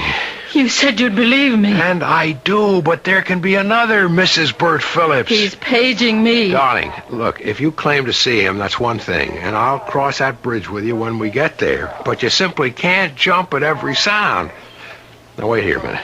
But... No, but nothing. Here, at this phone booth. Why? Why are we... Now, I want to help you. Emily, pick up that directory. Come on. All right. Open it. All right, find the name Phillips. Phillips. All right, now, under B. Look, he wasn't the only Bert Phillips. See, there are 3 Bert Phillipses, 2 Bertrams, and 6 B Phillips. Some of them could be Berts also. See what I mean?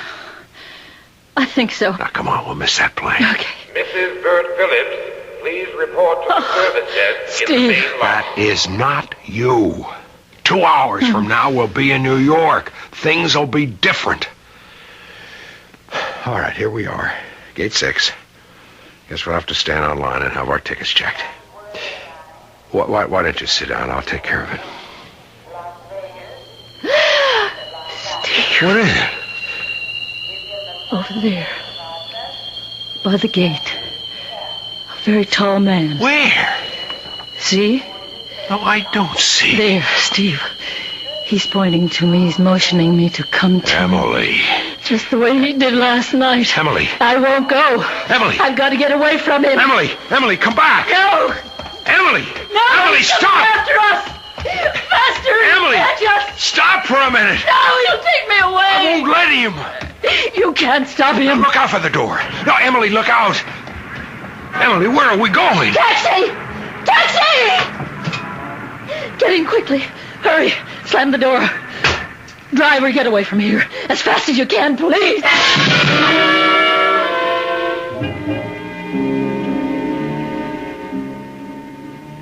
Maybe she'll sleep now. Dr. Rossman, what am I going to do about it? I wish I could tell you. Isn't there any treatment, any medicine? It all adds up to time, patience, luck. And if this delusion continues, I would suggest she be placed in a sanitarium. Why? Because she'll be unable to function in normal surroundings. Why do you call it a delusion? What else can I call it? Well, suppose it's true. Suppose she really did see him. No, Steve. Don't. It isn't good for you to think that way, and it won't help her. But just suppose she did. Now, Steve, that's impossible. You know, you doctors, you think you know everything. We don't. We know very little. And that very little has to go a long, long way. But what we know, we know. I'm sorry. It's all right. Listen, this Bert, you knew him. What kind of a guy was he? She never told me very much about him, except that he treated her terribly. I never met him. You never? I thought that you had known him all. Emily came to see me about a year or so ago, quite distressed. She said she was having trouble with him. She said he would even beat her. What she needed was to build up enough nerve to leave him. Emily happened to mention that you were the doctor who pronounced him dead. Isn't that unusual for a psychiatrist? Yes, but I was the doctor at the scene. What was the scene? Haven't you ever asked Emily? Yes, but she can't talk about it. They owned a cabin on Indian Mountain. Bert was a writer on hunting, fishing, you know. That's wild country.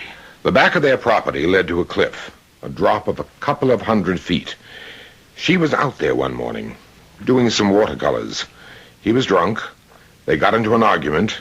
He started towards her, and somehow he lost his footing and fell. Well, now, why would you be called? She went to pieces.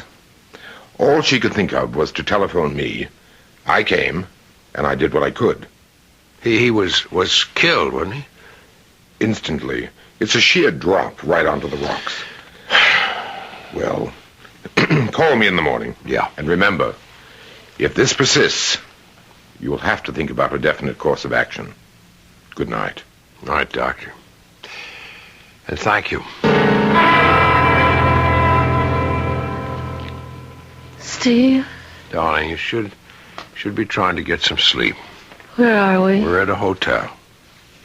What happened? We were at the airport, I remember. and you thought that you saw Bert. I did see Bert. And you became panicky, and you ran away, and I took you to this hotel and called Dr. Rossman. Oh. And he gave you a shot. He doesn't believe I saw Bert. That's right. Neither do you. Darling. Last night you said you could understand me. I need that understanding right now. Emily, you must be calm. I don't need someone to tell me to be calm, to relax. I need someone who believes in me. I believe in you. Then believe what I tell you. I saw Bert, even though you won't find a shred of evidence. A single cold, hard fact to support me. You must believe me only because you love me. You must believe me because I ask you to believe me. I would believe you. Emily. Do you? Do you believe me?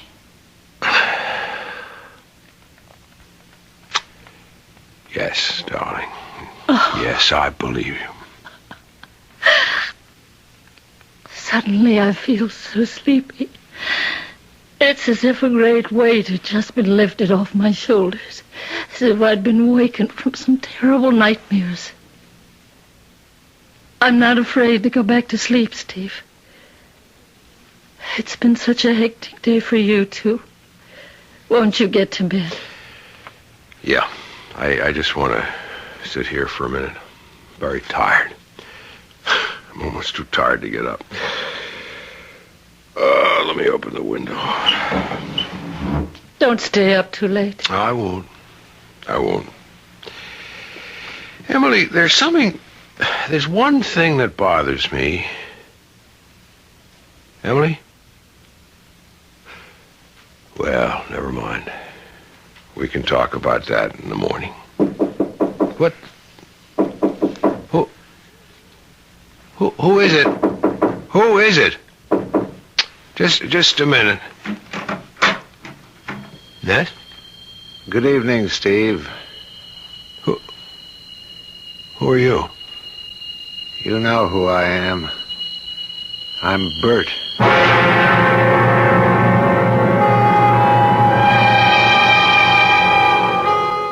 It was Dr. Rossman who officially pronounced Bert dead. So, what's this? The good doctor has an entire array of medical and scientific fact to confirm his findings. Stephen Barrow has only the testimony of his eyes and ears. In the final analysis, you, of course, will have to decide. And I shall present additional evidence for both sides when I return shortly with Act 3.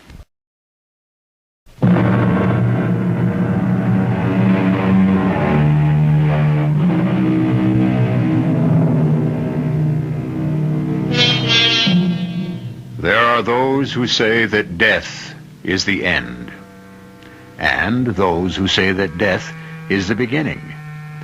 Now, however, it seems that we are being faced with death as a continuation. Bert Phillips was killed in an accident, a fall from a cliff. He was properly and officially buried. But here he seems to be standing at the door of the hotel room where his former wife is spending the night with her new husband.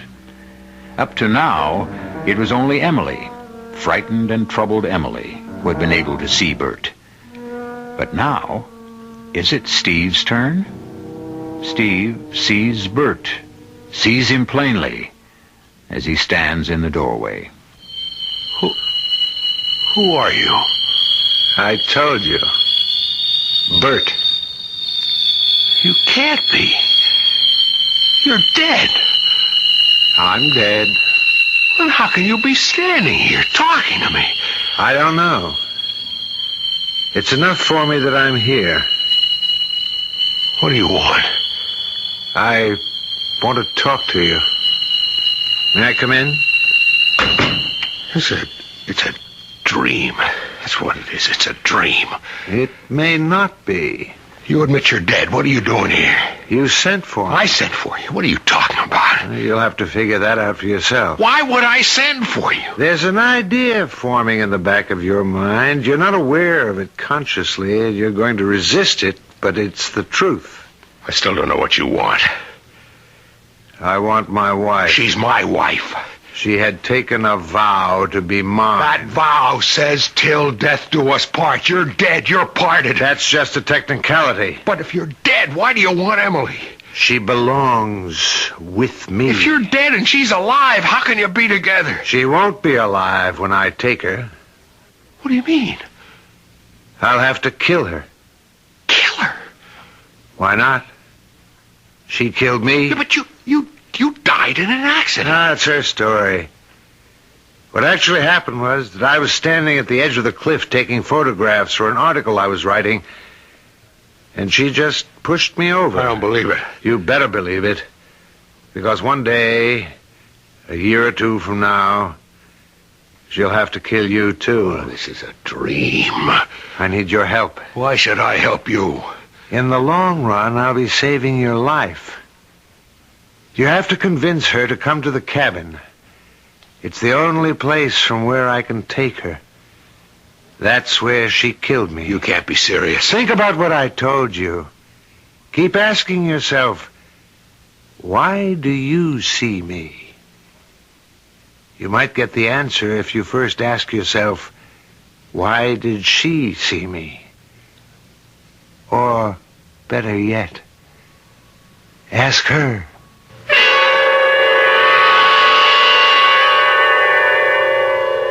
Steve?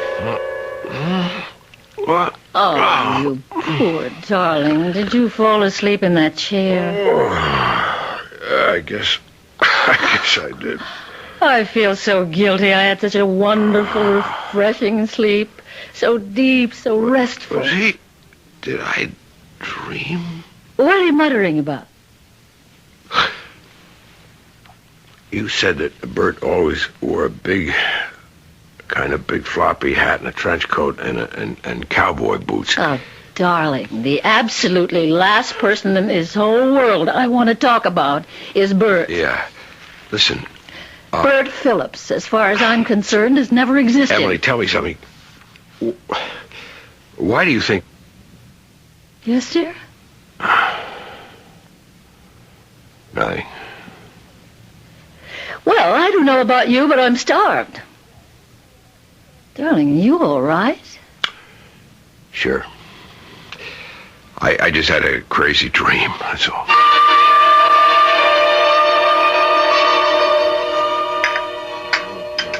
Steve, you sure you're all right? Yeah, I'm okay. Why?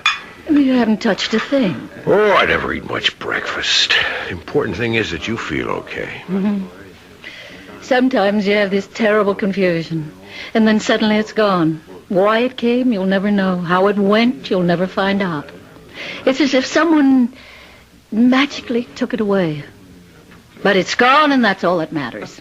And now, darling, are we ready to resume our honeymoon? Sure. But we'll have to make some new reservations.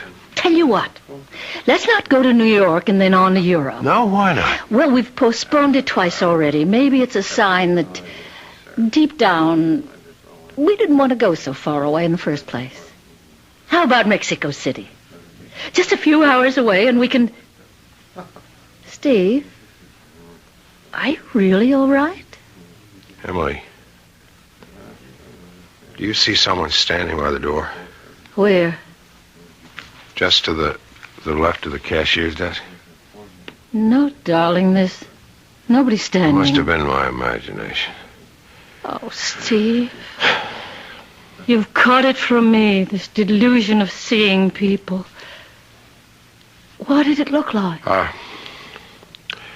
I'm not even sure I saw anyone. Mexico City. How about it? Yeah, sounds great. My problem is I don't have a thing to wear for Mexico. Neither do you. Well, then let's go somewhere else. No, let's go shopping. I'll meet you back here at the hotel for dinner, and we can make reservations for the morning. Are you sure that you're up to going by yourself? Darling, I always shop by myself, and certainly never with a man. Well, but do you feel well enough? When I think of how silly I was, or that whole Bert business. Well, I've got to get started. See you at dinner, darling.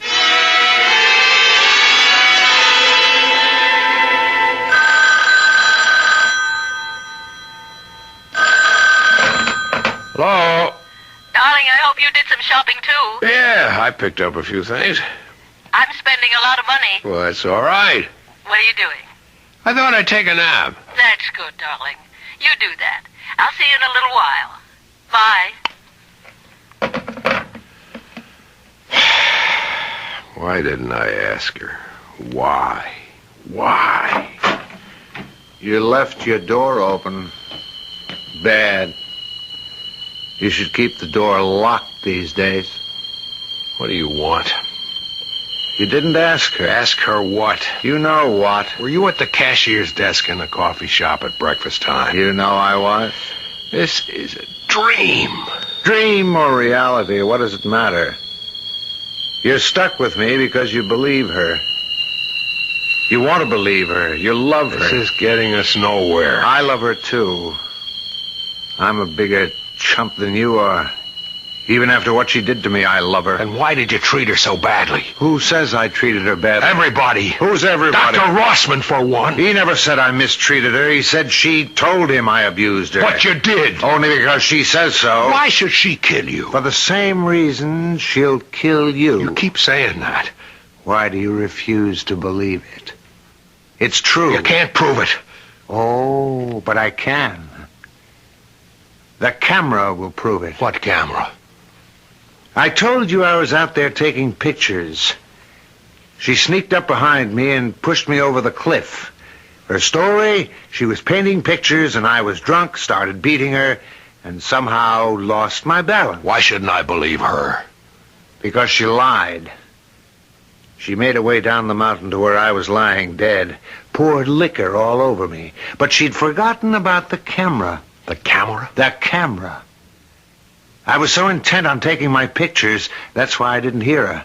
But the camera went over the cliff with me. It broke against the rocks. It came to rest, finally, behind some bushes. I believe Emily. Oh, in your place I would, too. But the camera, all smashed up, has been lying there 3 years now, in snow, in mud, summer and winter. It's still there. Or what's left of it is still there. Not 20 feet from where I landed. I said I don't believe you. She forgot about it or didn't think about it. In a court of law, that wouldn't prove a thing. That camera could have fallen there at any time. It's not supposed to prove anything in a court of law. It's supposed to prove something to you. What do you want me to do? Bring her to the cabin. To the cliff. I want her. You think I'm crazy? Crazy or sane, it doesn't matter to me. Bring her. Let me have her. No. She'll kill you. You keep on saying she'll kill me. Why? Okay.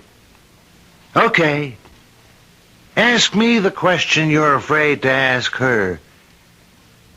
Why do you think she saw me? Because she has a guilty conscience. She feels guilty because she's happy with me. Does she? Now let's examine that. She feels guilty because she's happy with you. She's so happy with you that on her wedding night, she sees me. Shouldn't that prove something? What could it prove? She's sorry. Not because she killed me, but because she killed me and wound up with you. She loves me. No, she likes you. Why not? You're a nice guy. Most girls like you. But love, that's something else. You're not exciting for Emily the way I was. You're not wild enough for her the way I was. That's why she saw me, Steve. She wants me. That's a lie. You can't face it. That's why you didn't ask her. Ask her what? Why she saw me on your wedding night. I'll kill you. I'm already dead. Why do you insist she killed you? Because I was wise to her. You'll also get wise to her one day. Bring her up to the cabin. Never. Scared? Why should I be scared? Once she's up there, she'll have to choose between us. And you're scared she'll choose me.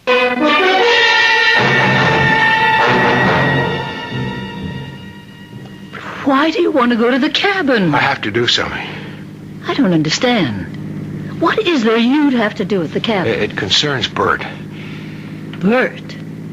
Suppose you see him again. I don't want to go to the cabin. You've got to. We have to get rid of Bert. But I am rid of him. He may be gone, he may not. But if you can face that cabin and that cliff, then you will destroy him for good.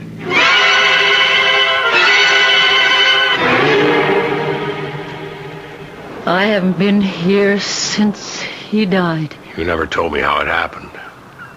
I was never able to talk about it. Can you talk about it now? I was painting. My easel was set up here, right near the edge of the cliff. It's a spectacular view, isn't it? Yes. Careful. Don't stand too close to that edge. He was drunk, more than usual, ugly, bad-tempered. He criticized my work. I paid no attention, and that infuriated him. He lunged at me, and I was terrified. I stepped aside. He stumbled and just fell over. It was awful. Did you love him? Oh, no. How could I love him? He was a beast. Well, then, why did you see him on our honeymoon? I didn't really see him. It was only my imagination. Why should you even see him in your imagination? Why should there have been room in your mind, your heart, for anyone but me? Wasn't I enough for you? You were. You are. Or did you want him? Do you still want him? He's dead. He was there at the hotel. I saw him. You saw him? You wanted me to see him. You made it a test of my love. And so because I love you, I saw him. And that's why I brought you here. So that you can choose between us. Between whom? Between Bert and me. How can I? Bert's dead. Is that the only reason? Let go of me. Is it? Steve! Did you kill Bert? No! Tell the truth! No! Did you kill him? Yes! Why? Because he laughed at me, at my work, at my poetry, at my painting. He said they're a joke. Oh, they're not. They're exquisite. He was right. I'm a phony. Oh, no, you're wonderful. No, I'm not. I'm a phony. I'm not wonderful. Nothing about me is wonderful. Bert was right. He said, you're a phony. A poet who never writes poetry. A painter who never paints a picture. Even the cufflinks. Bert made those cufflinks. He knew what I was. He loved me for what I was, and I loved him. But sometimes I got mad enough to kill him. And one day I did. Oh, Emily, listen. Emily, whatever you've done, I love you. I don't want you. I want Bert. I need a man like Bert. Emily, you can't mean any of this. Emily. Don't come near me. Emily! Don't come near me. You know where Bert is now. He's just on the other side of the ledge. Bert! It's only a dream! Bert! Emily! I'm coming! Look out, Emily! You'll fall over that ledge! He's calling me! There's no one there! Let go of me! You're crazy! You'll go over the edge! You'll get killed! Let go! Emily! Bert! Help me! I can't let you kill yourself! Bert! No, Emily! Make him let go of me! Emily! Get away from the ledge! Bert! I'm coming to you!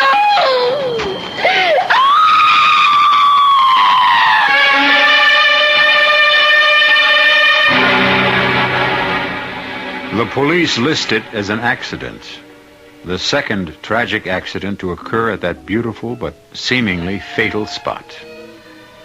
What did happen? Once again, we present you with options. We could say, Stephen, consumed with jealousy, killed her. We could say, her guilty conscience killed her. Or we could say, Bert came back to reclaim her. You can make a case for each, and also for me to return in just a few moments.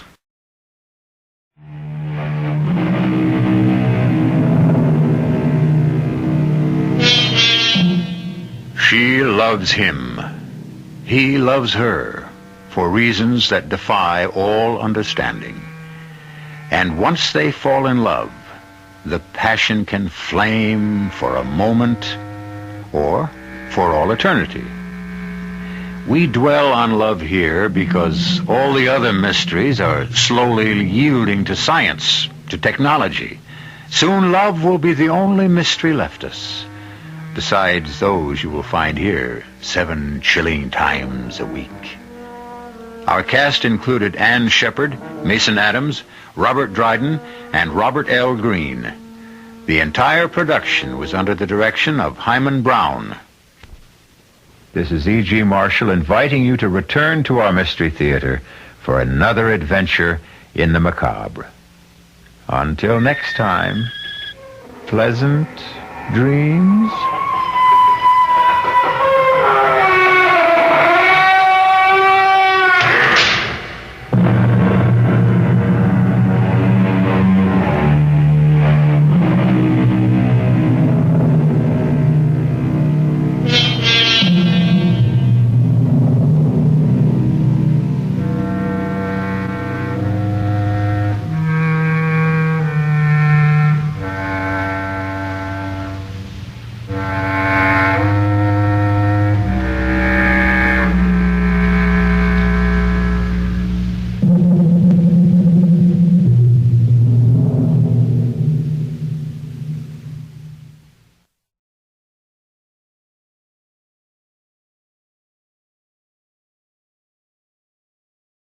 The CBS Radio Mystery Theater presents...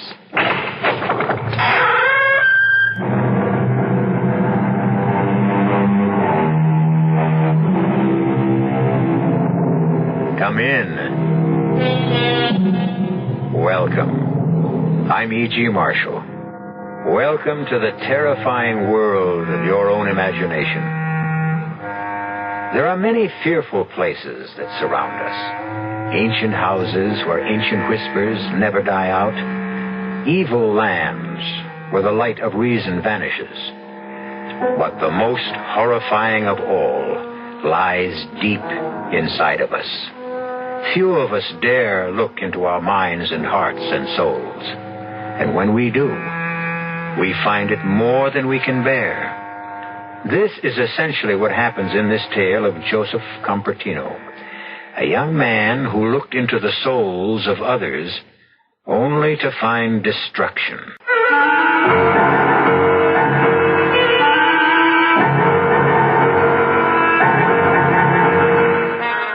Our mystery drama, The Horror Within, was written especially for the Mystery Theater by Milt Wissoff and stars Don Scardino.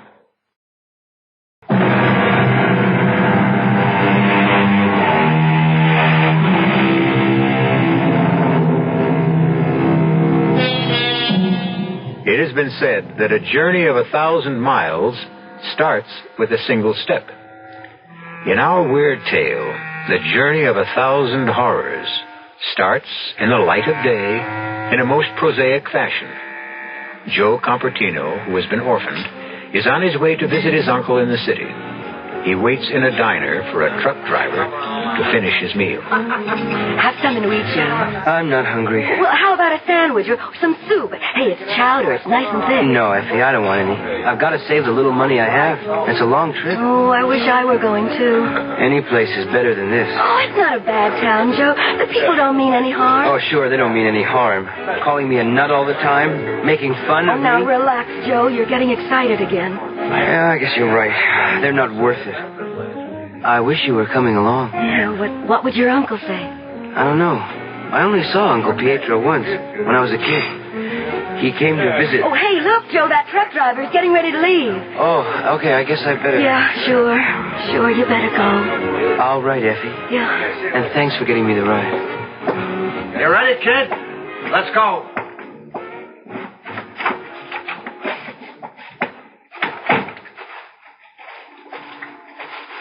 There she is, the pride of the Manchester fleet. Hop in. How far did you say you were going? Elk City. Why? My uncle lives there. Well, what about your folks? Well, they're both dead.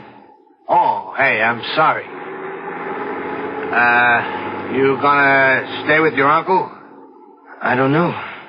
Sure you will. Blood's thicker than water, right? And God makes brothers of us all.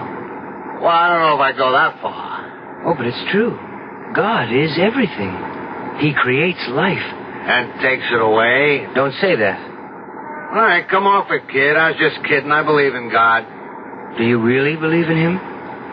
Do you have so much faith that you can feel Him close to you? Oh, well, I do. When I concentrate, I can almost feel as if I'm one with Him. He makes me see things. Look, kid, maybe you better get some shut-eye, huh? We got a ways to go yet. I see things happen halfway across the world. Wars, plane crashes, floods. They all come true.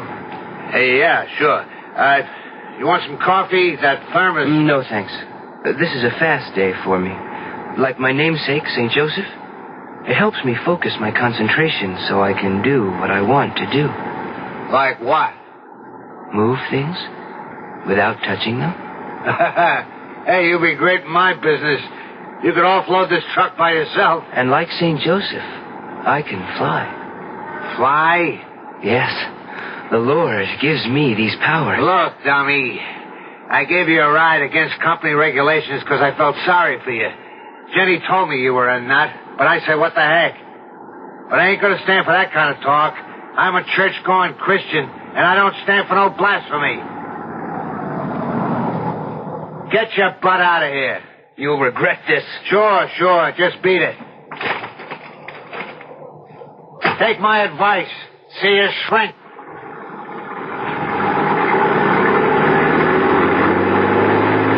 Lord, make him see the true light. Lead him from transgression. Thank you, Lord.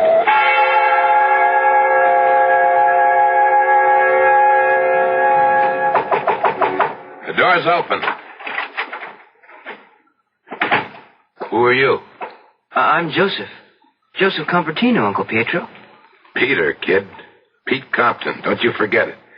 What are you doing here? You're the only one I have left. What? Papa, he's dead. A fire in the house. Oh, good Lord. Why didn't you let me know? It happened so suddenly, and there wasn't much left for a funeral. I just buried him in... Oh, you poor kid. Yeah. How about something to eat? No, it's a fast day. Or you take after your mother. What's wrong with that? Nothing, kid. Nothing. Don't have to jump down my throat. She was a saint. I learned a great deal from my mother. About sin and worldliness. Well, what are we going to do about you? Just give me a job and a place to stay. That's all I need. Yeah, I suppose I could use you around the club. You could clean the place, run sandwiches and coffee for the poker players. Poker players? Sure, what do you think this is, a church? I run a little club here where the guys can get together for a little fun. Got any objections? No, Uncle Pietro. Pete. Call me Pete, I told you. I'm sorry, Pete. I mean no harm. Sure, kid. Now, let me see. Where can you stay? Can't put you up at the house. I haven't got any room. I could stay here. It would make it easier for me to keep the place clean. In that case, make yourself at home. Well, how do you like it? The club is crowded. So many men. It's a big night. Friday. Payday. Guys want to blow off a little steam. You know how it is. You work in the mill all week. It's a grind. They need something to take the taste out of their mouths. They can find comfort in the Lord. Sure, but now they need action. A little gambling's a lot better than some things they could be doing, huh? Hey, Pete, where's the beer? Here, Joe, take this order to the table. Move. Wait, what do you call this jerk, huh? A hamburger. No, kid. Well, I am glad you told me. I'd never know. Hey, what do you know, fellas? It's a hamburger. Hey, something wrong, Ollie? Nah, nothing much. Just that I ordered a cold cuts hero when I get a hamburger. No, he said a hamburger. Who asked you? Look, Ollie, the kid's new. I'll get you a hero. On the house. Nah, forget it about it. Hamburger's okay. Just watch him, will you? I think he ain't got all his marbles. Yeah, watch yourself, Joe. Just be a little more careful in the future. He's the one that should be more careful, not me. Hey, Pete, get a load of this, will you? Hey, look at my home card. That's not bad, huh? Well, suckers, it's going to cost you plenty to see what Pete saw. Now, raise the pot that's on the table, huh? Oh, the only one with guts. Okay. Here they are, brethren. 5 little hearts, 4 through 8, straight flush pal. They're not all hearts, Ollie. Your whole card is a diamond. Ah, you crazy. It's 4 hearts, I'd say. Hey, who switched cards? Oh, it's you little punk, you bird brain. You must have done it when you were setting the sandwiches. Come on, Ollie. The kid never touched the card. I'm going to take you apart, Squirt Boy. You're going to be sorry. Hey, come on. Come on, stop it. Ollie. What's wrong with you? It's him. Get rid of him, Pete. Take it easy, Ollie. You're going to be all right. Hey, get a doctor. Somebody get an ambulance. It's too late, Pete. He's dead.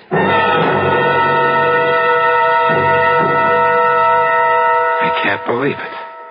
I just can't believe it. It's crazy. He thought you had something to do with it. I didn't harm him, Pete. I swear I didn't. I wouldn't take a life. Relax, Joe. I know you didn't. Excitement was just too much. Funny about that card, though. Wasn't like Ollie to plunk everything down on a 4 flush. I had nothing to do with his death. Yeah, I know. What's eating you, kid? Come on, spill it. I'm the only family you got. Nothing. Just nothing. Okay, don't tell me. I don't give a damn. Oh, don't be angry, Uncle Pietro. Pete, I wonder sometimes. What? Why nobody likes me. Lots of people do. Who? I like you, that's who. I want people to say nice things to me. And you gotta learn to give and take. Besides, you keep saying wild things all the time about your powers. Oh, they're not my powers. They're the Lord's. You see what I mean? But it's true. I'm his vessel. We all are. He pours his powers into all of us, but only a few like me can retain them. How do you do it? With faith and deep concentration. You really believe that? Well, of course I do. And so should you. Never lose faith. If you do, you will never have any hope. Swell. Let's wrap it up and go home. You've used that brush on the floor long enough. Save some of it for tomorrow. You really think that you can... I know it. Let me show you. Oh, hold on. Before you deal the cards, let me cut the deck. It makes no difference. Okay, if it makes no difference, let me cut. All right, I'm going to deal 5 cards face down. We'll both call them. And if you don't call as many as I do, then you promise to lay off? I promise. Well, go ahead, cut. That one. It's the Queen of Spades. No, Peter. It's the 10 of Hearts. Turn it over. You made a lucky hit. Try it again. 4 of clubs. Nope. 8 of diamonds. That's 2 in a row. Still believe it's luck? Let me see that deck. I know every kind of marked deck. You're just wasting your time. You open the deck. You know it's legitimate. Why am I bothering with... Let's knock it off for tonight. Tomorrow's... Here, watch this. 9 of spades, Jack of hearts, and 3 of diamonds. It's a 2 of diamonds. All right, 4 out of 5 isn't bad, is it, Pete? It's not bad at all. Yeah, I don't know what the trick is. We could sure clean up with it. No, I don't use my powers for profit. Who's asking you to? You can do an act. Amuse the customers when they get tired of playing. You sit in as a dealer for the house, and when things get dull, you do your stuff. Yeah, they'll get a kick out of it. I don't like to use my powers lightly. Do you want to keep on eating? Okay, forget it. Well, just this once, Pete. But don't ask me again. A deal has been made between Joe and his Uncle Peter. It seems so simple and so innocent on the surface. But like most seemingly simple matters, who knows what currents and eddies swirl beneath the surface? We will, I trust, know more when we return shortly with Act 2.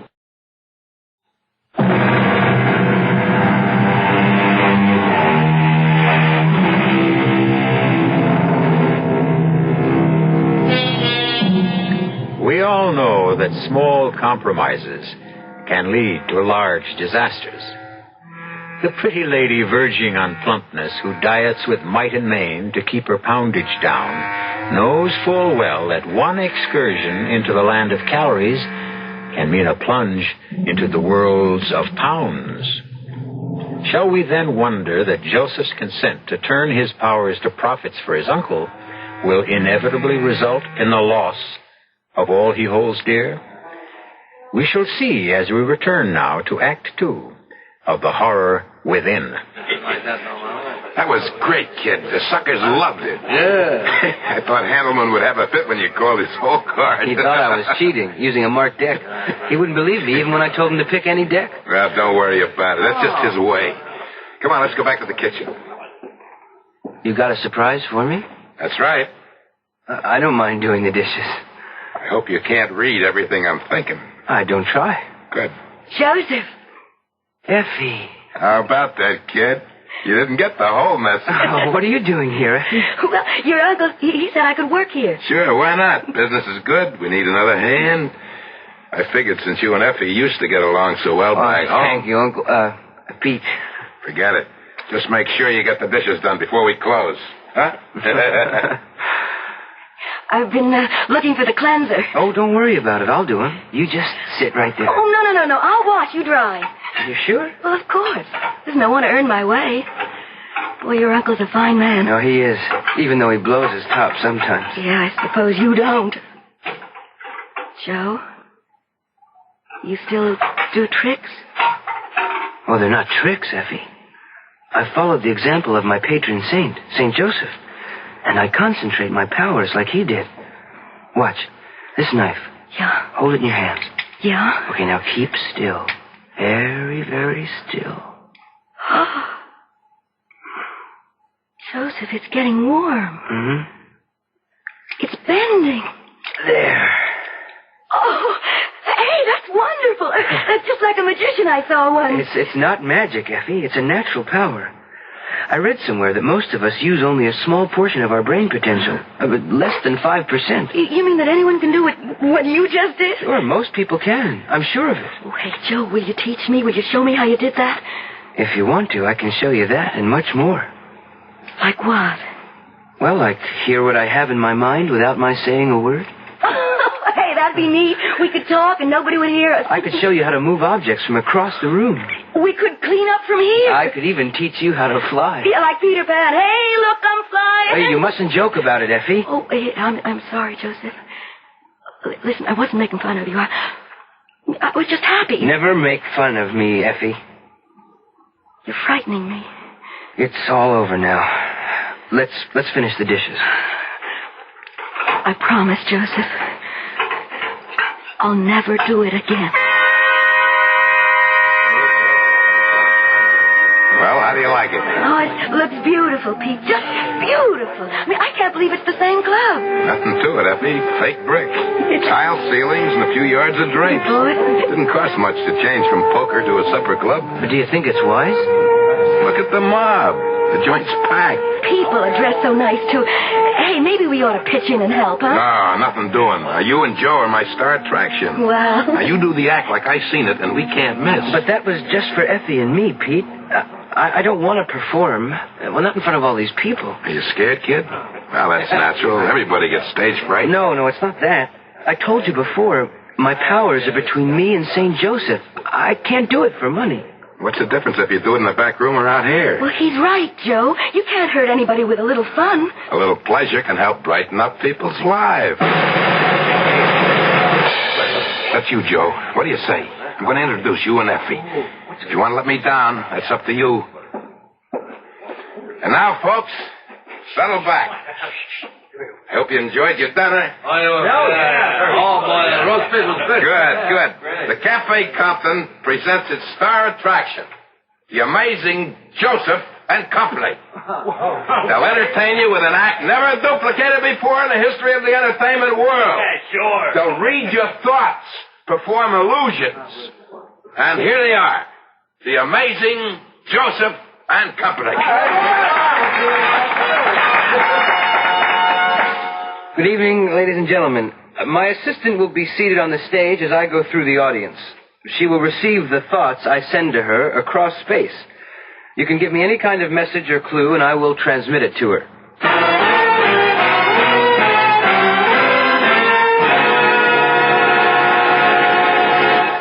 I'm in touch with a lady who has a question. Is her name Cindy? What? That is correct. She wants to know if you can tell her what colored dress she is wearing. She is wearing a blue gown with sequins. It is a size 8, I believe. Just the color was enough. All right, you, sir. May I have your note? Thank you. This gentleman wants to know if his partner is cheating on him. Your wife is perfectly faithful, sir. Well, I don't think that's what he meant, but I'm sure he's happy with the answer. One more question, please. One more question, please. Yes. This man wants to know... Mr. Handelman, I can read a great many thoughts in your mind. Your check is $28.90, and you want to know if a $2 tip is enough. It is not.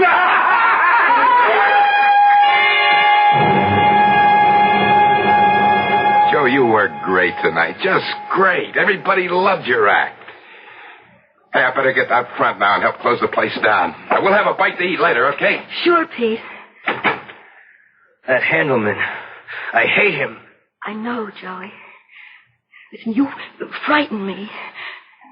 And that's why I made a joke out of it. Joe, you wouldn't... No, of course not. I'm a servant of the Lord. I do His bidding. That's why I wonder about all this. I feel it's wrong. It's a lot better than what you wanted to do to Handelman. Joe, you think you could really do what you... If God wills it. Oh, well, then you never will, because He preached love. It's hard for me to feel love for someone who... How about me? I love you, Effie. With all my heart, I love you. Well, then let's get married, Joe. Yeah, let's get married tonight. Tonight? But how can we? We'll go to Rapid Falls. There's a justice of the peace there. No, Effie, no. We'll wait and get married properly. In a church. By a priest. Well, if that's the way you want it, Joe, but let's do it soon. I'm happy that you want to marry me in such haste. Yes, Joe, please, let's get married as soon as possible. Well, that sounds more like desperation than romance. I can't explain it, Joe, but I don't know, I feel... Well, like something terrible is going to happen. I want to be your wife, Joe. I want us to be together for the rest of our life. No matter how much time we have left.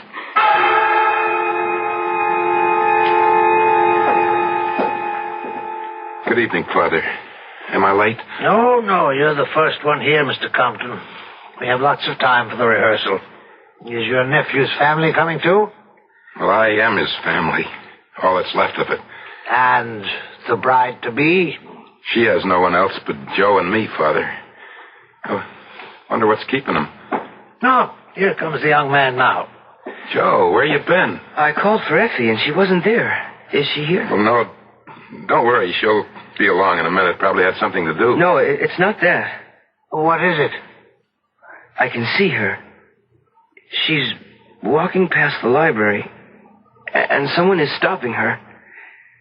She's frightened. I must go to her. Oh, what was that all about? Joe, my nephew, he's not like other people. He feels things, sees things. Better call the police, Father. May I? Oh, certainly, if you feel it's necessary.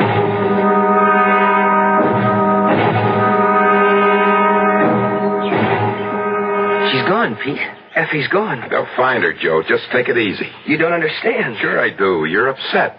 Come on inside the house. We'll have a cup of tea. He's right, Joe. There's nothing you can do now. The police are searching the town. I can't help. I feel so useless. I've got no contact with her. I can't reach her. She must need me. Don't even think about it, Joe. Just come inside and rest. We'll wait with you. You may have been wrong, Joe. I mean, about what you think you saw. I didn't think I saw, Pete. I know I did. She was in trouble, I tell you. And now, nothing. There was no sign of struggle at the library. No one witnessed anything. You don't believe in me? Should I? Yes, I have the powers given me by the Lord. You are his servant, too. Are you sure your powers are from the Lord, Joe? As sure as I am that my name is Joseph. I have devoted my life to him and the ideals of St. Joseph. And I have been heard. Explain it to me, my son. Why? So you can laugh at me? No. I want to help you. Help me. Yes, Father, help me. Then go on. My mother was a saint. She taught me to worship, to revere the memory of St. Joseph, to follow in his footsteps. I tried. I poured all my energies into being one with St. Joseph. I learned how to direct all the forces of my mind and soul. Even when I was very young, I could make objects move. I could see things that happened far away. Then one day she was gone and I was bitter. That's understandable. Well, for a while, I used my powers for wicked things. People turned against me and I became an outcast. Even my father drew away from me. Then my father was taken from me. I saw the light. I heard the blessed voice of St. Joseph, and he told me to return. And you're sure the voice you heard was St. Joseph's? Well, of course. Well, who else could it have been? Who else, Joseph? No, Father, no. The voice did not come from within me. Joseph, there are forces of good and evil in the world. And sometimes it's difficult to tell one from the other. Perhaps it was not the voice of heaven you heard.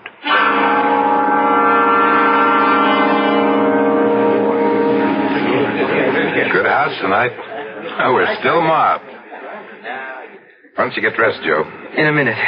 Any news yet about Effie?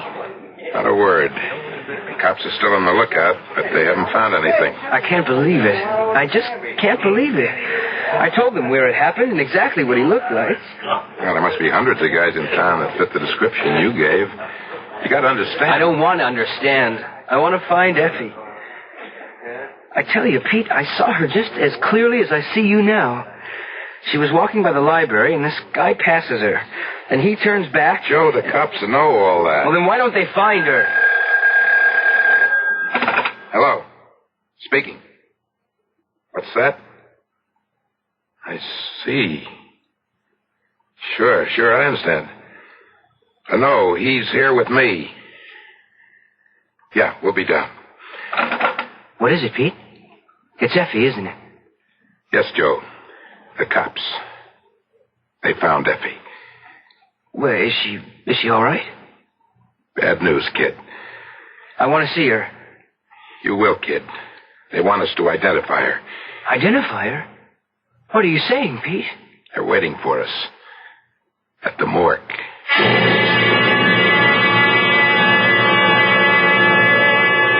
All that we feared when Joe agreed to do his act at Peter Compton's club has come to pass. Effie is dead at the hands of a madman, and Joseph Compertino says he was a witness to what happened. It hardly seems possible. But then again, I'm sure you will agree. The impossible is becoming the usual with greater frequency these days. We'll know more when we return shortly with Act 3.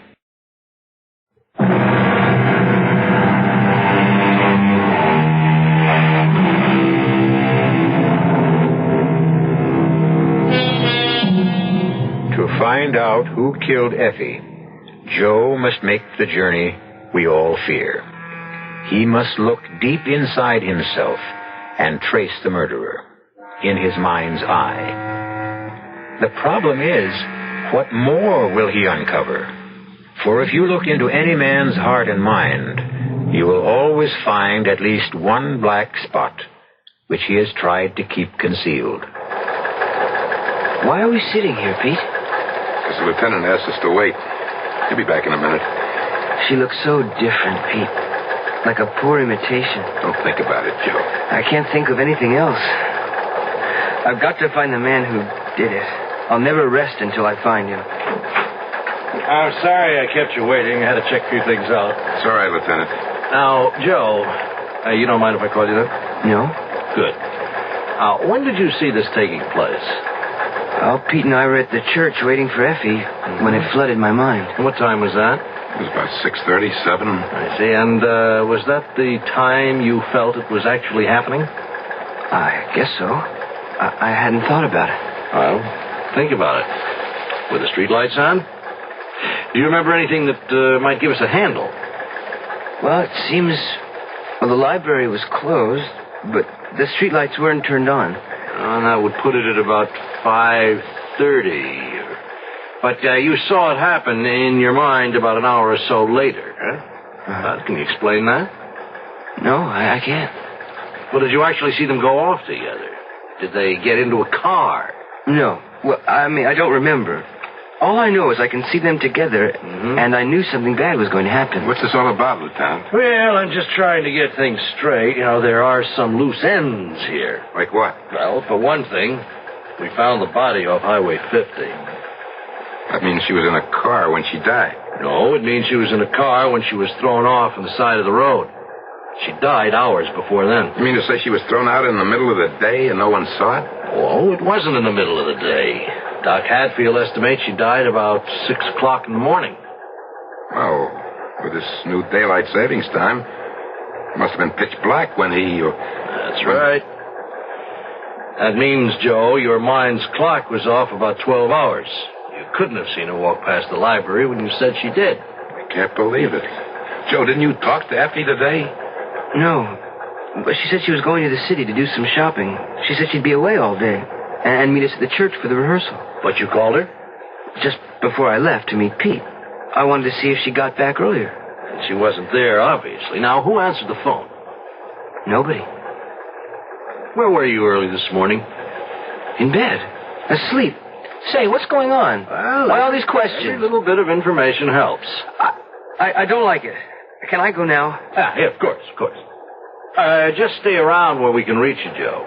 We may have some more information later, and maybe some more questions.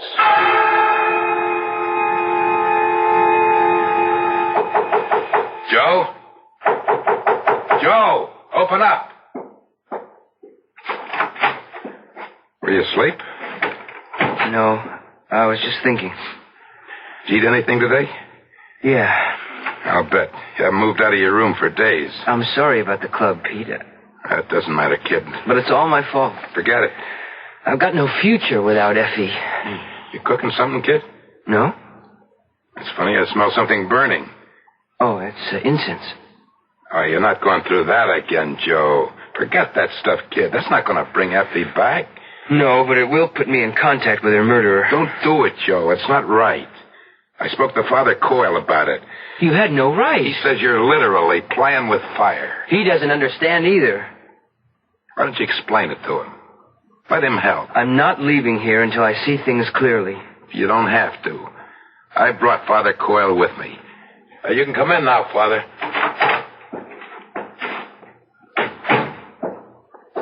How are you, Joe?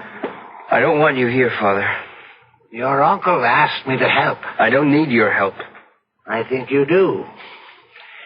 You told me how much you loved our Savior and St. Joseph.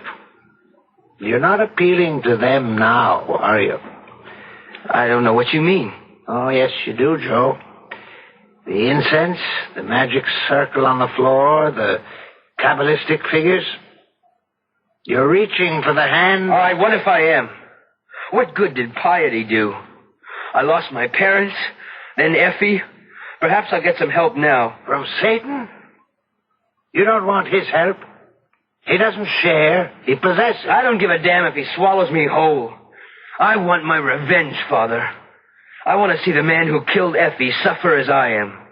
I want to see him in the same kind of torture. He is, Joe. Believe me, he is.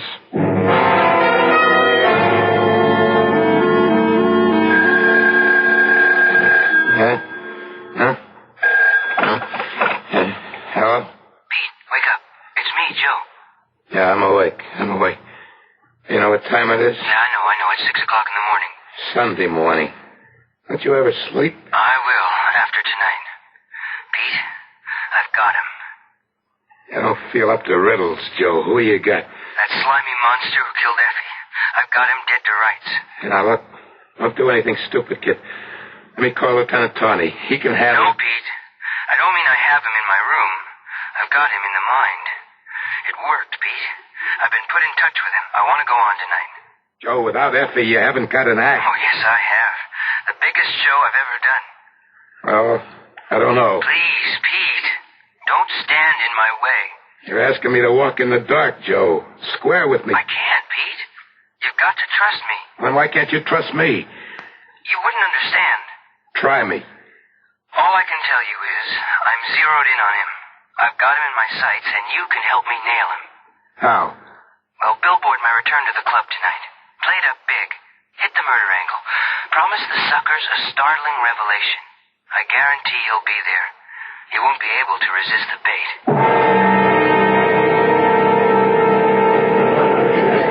I appreciate your coming down, Lieutenant. That's okay. I haven't had a night out in a long time. You know Father Coyle? Yeah, sure do. How are you, Father? As well as my age and my infirmities permit. How do you like the view, Lieutenant? Isn't it grand? Nearer the angels, Father. Nearer the angels. We got quite a crowd here tonight.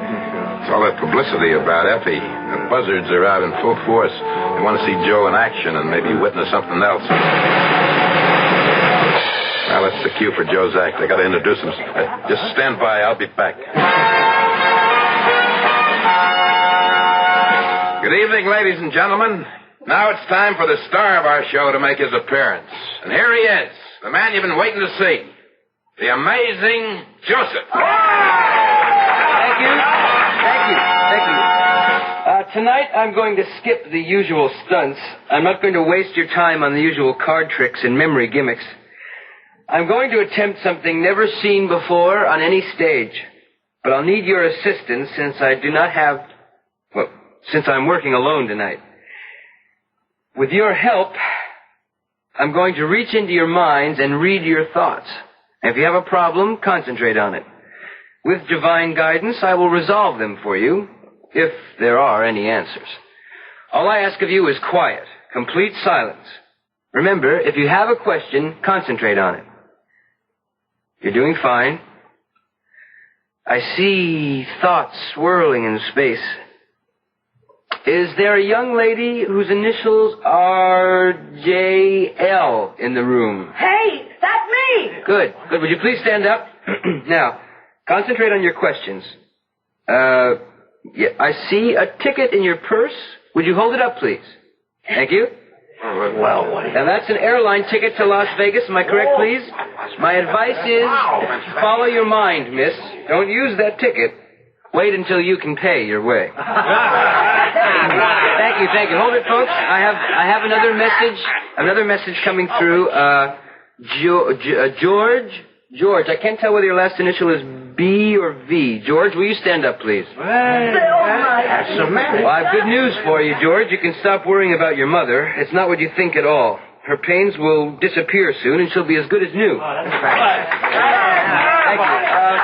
Now, ladies and gentlemen, the signals are fading, folks. I want you to let your minds go blank. There. That's it. I feel it coming through now. There's a dark thought taking form. Evil. Malignant. You're coming through now. I read you loud and clear. Will the man with the mark of Cain upon him stand up? I don't blame you for hiding. You've committed a terrible sin. There's only one way out for you. The Bible says an eye for an eye and a tooth for a tooth.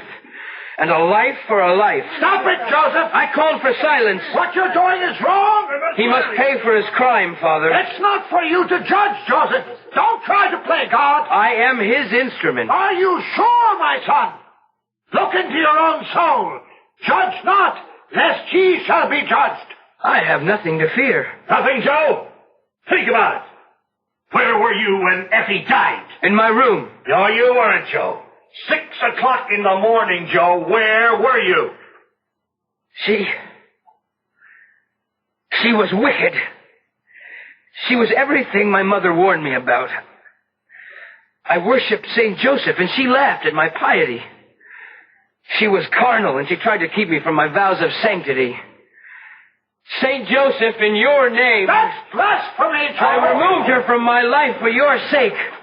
I exorcised her as though she were a cancer on my soul. Pray for forgiveness, Joe! I was tormented all night. I went to her early, and I begged her to leave me. She refused. I told her we would go to Father Coyle and ask for his guidance. She struggled in the car and tried to run away. I stopped her. She was like a bird in my arms. A poor dead bird.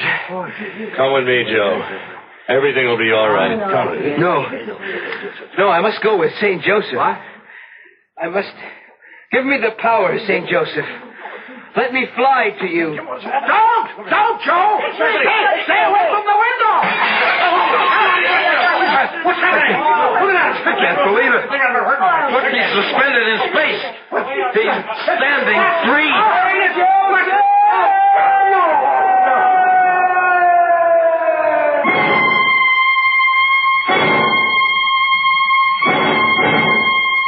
Poor Joe.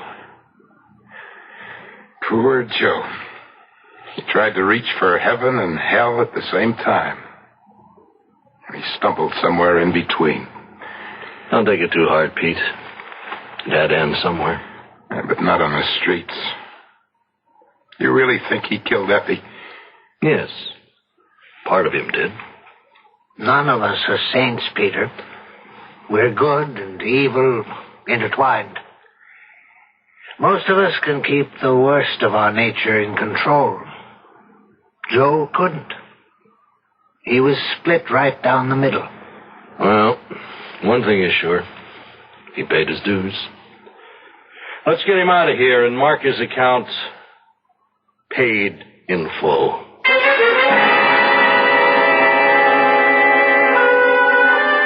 The worst we feared has happened.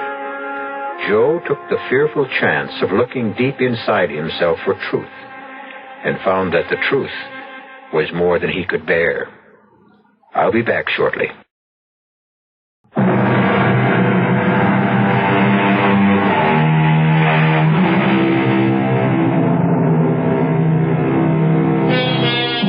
And so we close the entrance to the cave where murky waters run deep, but not always still. From time to time, we hear the evil rumbles of the coursing stream, but we manage to ignore its babbling and save our sanity thereby. Joseph Compertino lost this snack that civilized man has developed, this veneer that hides some of the ugliness within. He paid dearly for it. Our cast included Don Scardino, Dolores Sutton, Joseph Julian, Robert Dryden, and Earl Hammond. The entire production was under the direction of Hyman Brown. This is E.G. Marshall inviting you to return to our Mystery Theater for another adventure in the macabre. Until next time, pleasant dreams.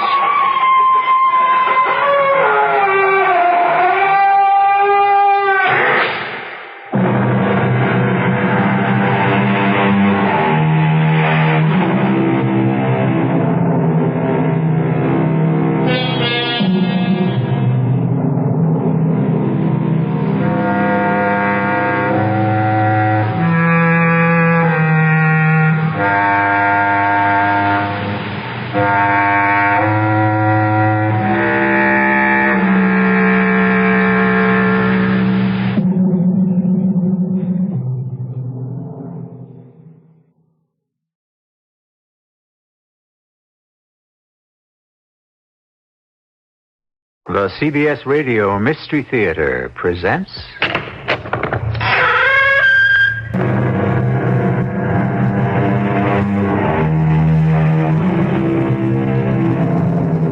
Come in.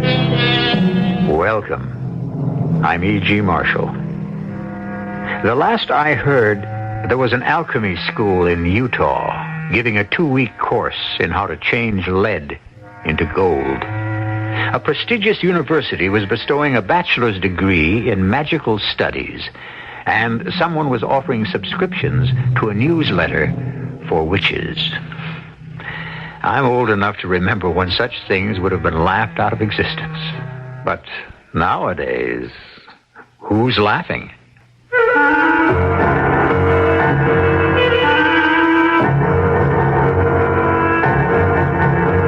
Our mystery drama, Son of Satan, was written especially for the Mystery Theater by Elspeth Eric and stars Gordon Gould and Ralph Bell.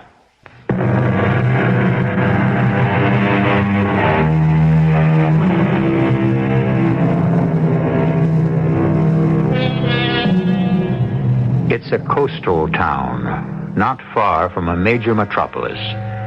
There are few high-rise buildings and a great many houses, none of them very new. Many of the streets are bordered on both sides with trees, and at night the town is very quiet. On one such tree-lined street, on one such quiet night, 2 men are walking, one a short distance behind the other. The one who trails calls out, "Sam? Is that you, Sam? Sam, it's Tony. Sam, wait."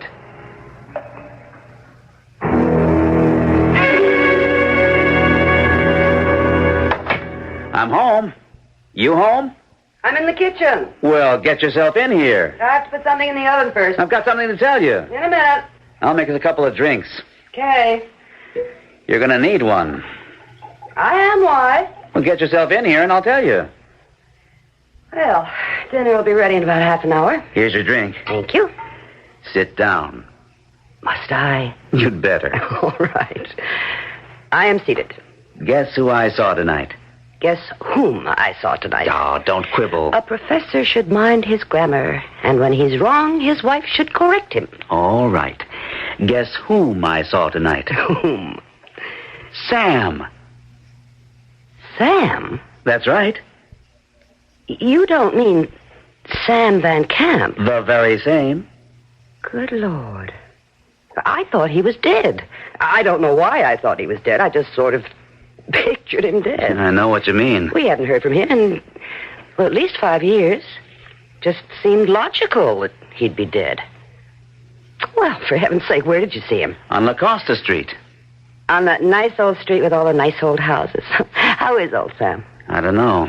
I didn't get to speak to him. Why not? Well, it was getting dark, and at first I wasn't sure it was him.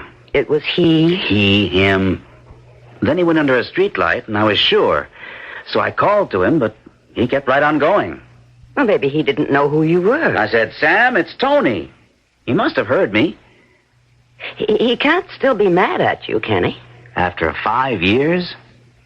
Sam was never really in love with me anyway. He just thought he was. Actually, I'm not sure he even thought he was. He was just upset because we broke up our little menage at the beach house. He liked that little menage. Well, so did I. And so did you. Yeah. Swimming all day, surfing. Playing records all night, and dancing. An occasional seance. It was fun. Then you and I grew up and Sam was left out. That's all it was. I wonder why he didn't stop when I called out to him. Oh, thinking about something else, probably. You know how Sam always was. Yeah, slightly kooky. Slightly? All the same, that year at the beach was a good year. One of the best. I'd like to see the old dude again. Find out what he's been up to. Do you think he lives on La Costa? I think I saw him turn in at one of those old houses. Of course, it was getting dark. He could have been visiting someone. Yeah. Why don't you drift over there sometime and find out? I think I will. Yes, I will.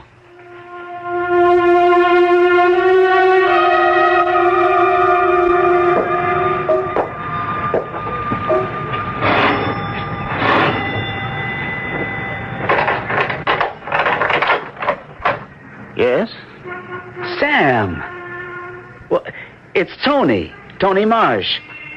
Why, Tony. I didn't know if you lived here or not. How are you, Tony? Oh, great. Swell. Fine. You? Marvelous.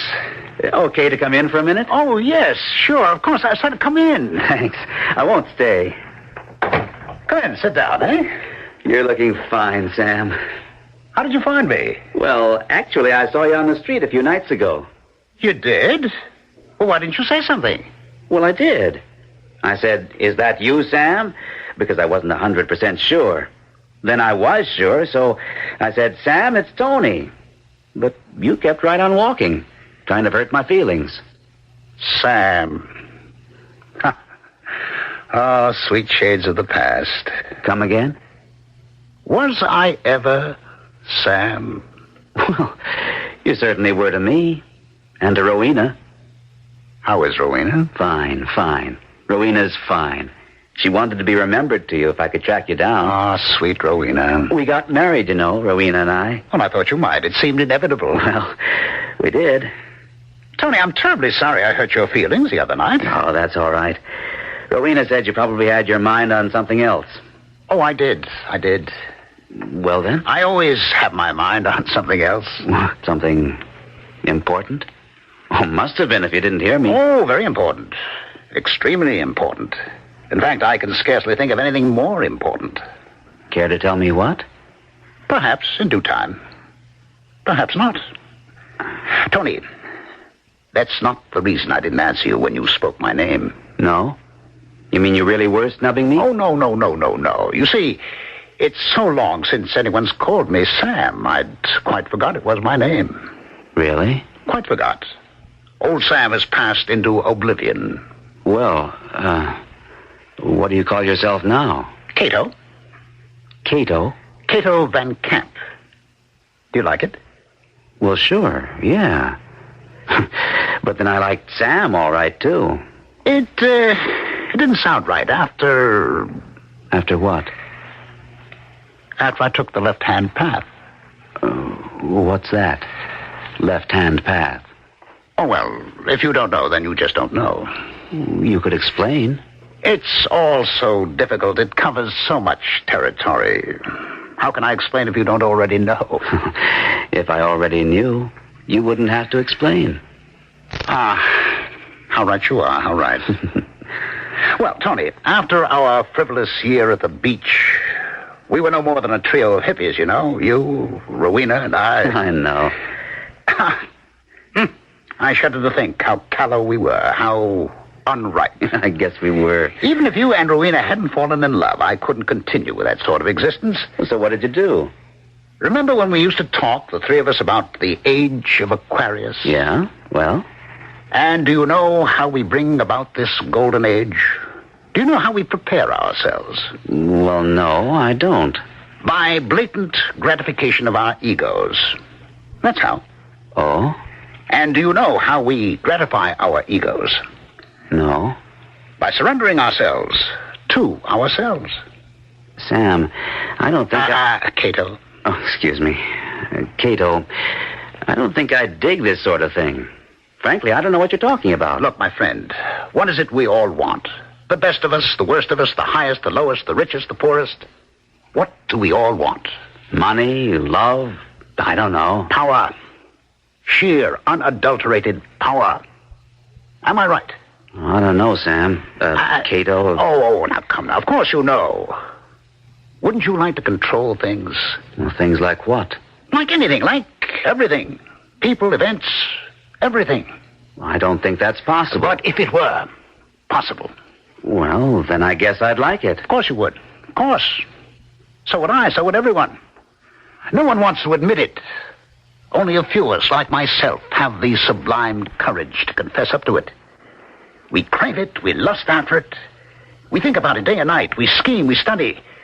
It's our God, our solitary goal. Power. Sheer, unadulterated power. Well, just what do you want to do with all this power, Oh, what Cato? difference what we do with it. The thing is to have it. You see, it's the attitude of the alcoholic towards liquor. He has to have it. Has to know it's there. It's his.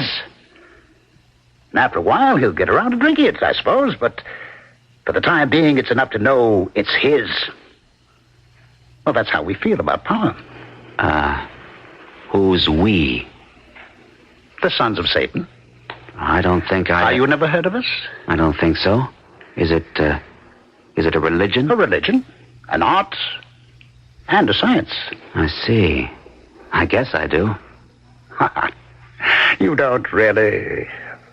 Poor Tony. You're one of the timid ones. You've probably never committed a sin in your whole life. Oh, I don't know about that. Have you known greed, lust, rage, overweening pride? I think I have. You think you have. If you only think you have, then you haven't. Have you given in to them? I guess mostly I try not to. You see?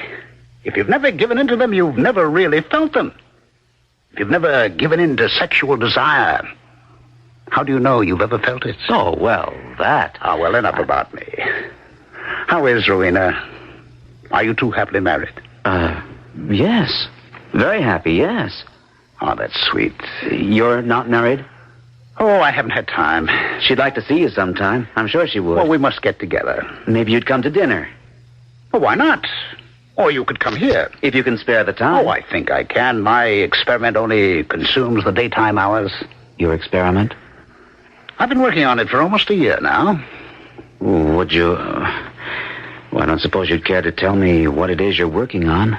Or is it a secret? Well, I don't see any reason why you shouldn't know. We're old friends. It's a homunculus. A what? A homunculus? Don't you know what a homunculus is? No, should I?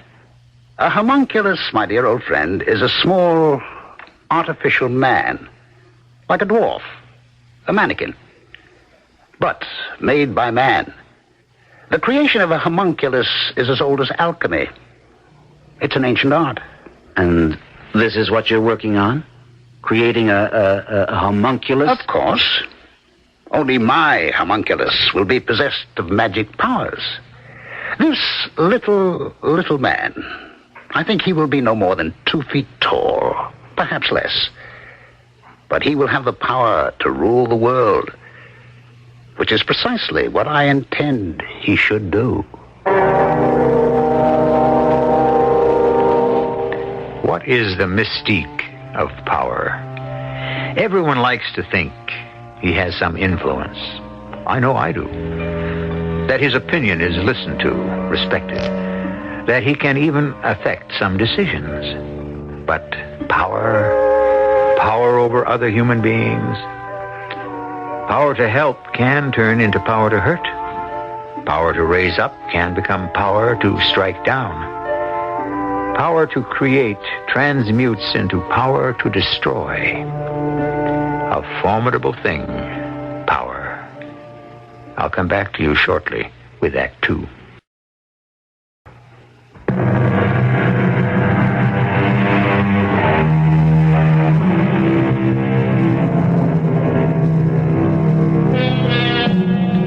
Tony and Rowena Marsh have revived their old-time friendship with Sam Van Camp, or as he now calls himself, Cato Van Camp. Their friend from the past has become a member of an exclusive sect called the Sons of Satan, dedicated to the gratification of the ego, chiefly by allowing the ego full expression of its every desire. Cato himself is at work on a project he hopes will terminate in the creation of a homunculus, a tiny artificial man with magic powers. As our second act begins, it is 1 year later. What a marvelous dinner, Rowena. I'm glad you liked it, Cato. Your cooking's changed since the old days of the beach house. I should hope so. What was that dish we used to eat? Made out of seaweed or something? Kelp. I rather liked it. Roast beef is better. Well, we've come a long way, haven't we? Tony, a professor now. I am a mother. And you, Cato, what would you call yourself? Prophet of the ego, perhaps. Oh, come on now. Moralist of the future. Oh, Cato, really? No, don't laugh. I'm warning you, don't laugh. Well, I wasn't exactly laughing. It's just that... I'm being pretentious. Is that what you think? Maybe a little. Look, I'm going upstairs and see how the baby is. You two finish your coffee. Okay. Oh, there's some brandy someplace if you want it. Want some? I don't think so. Actually, I disapprove of alcohol. One day we'll have a totally controlled society that will protect us all against drugs, and alcohol will be at the top of the list where it belongs. Drugs are false helpers. Treacherous. You never use them? Oh, a pinch of hemlock now and then. Hemlock?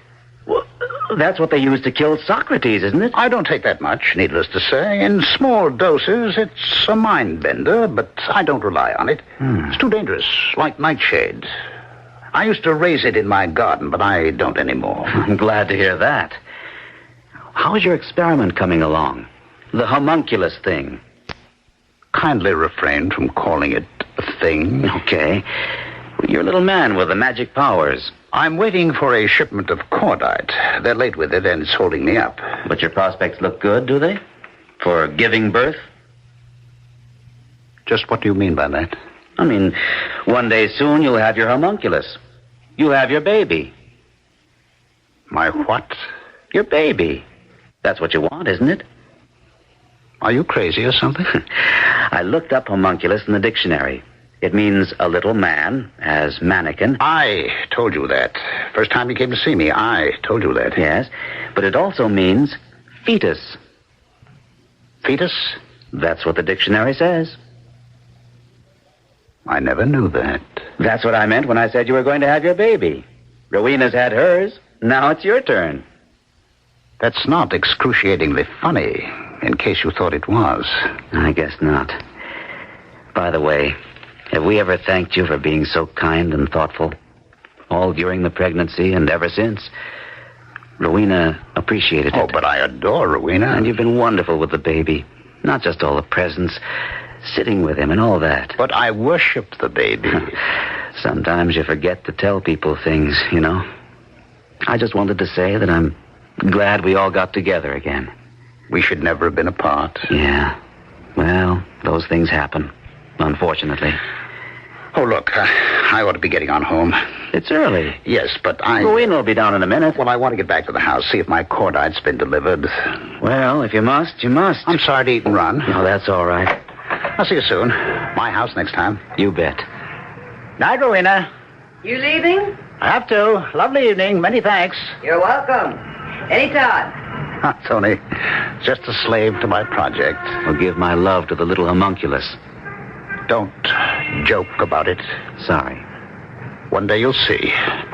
That little man is going to take over the whole world, be in charge of everything. And when that day comes... Yes?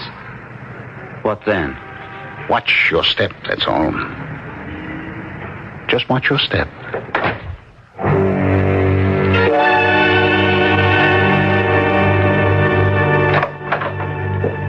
Hey there. Aren't you going to get out of bed?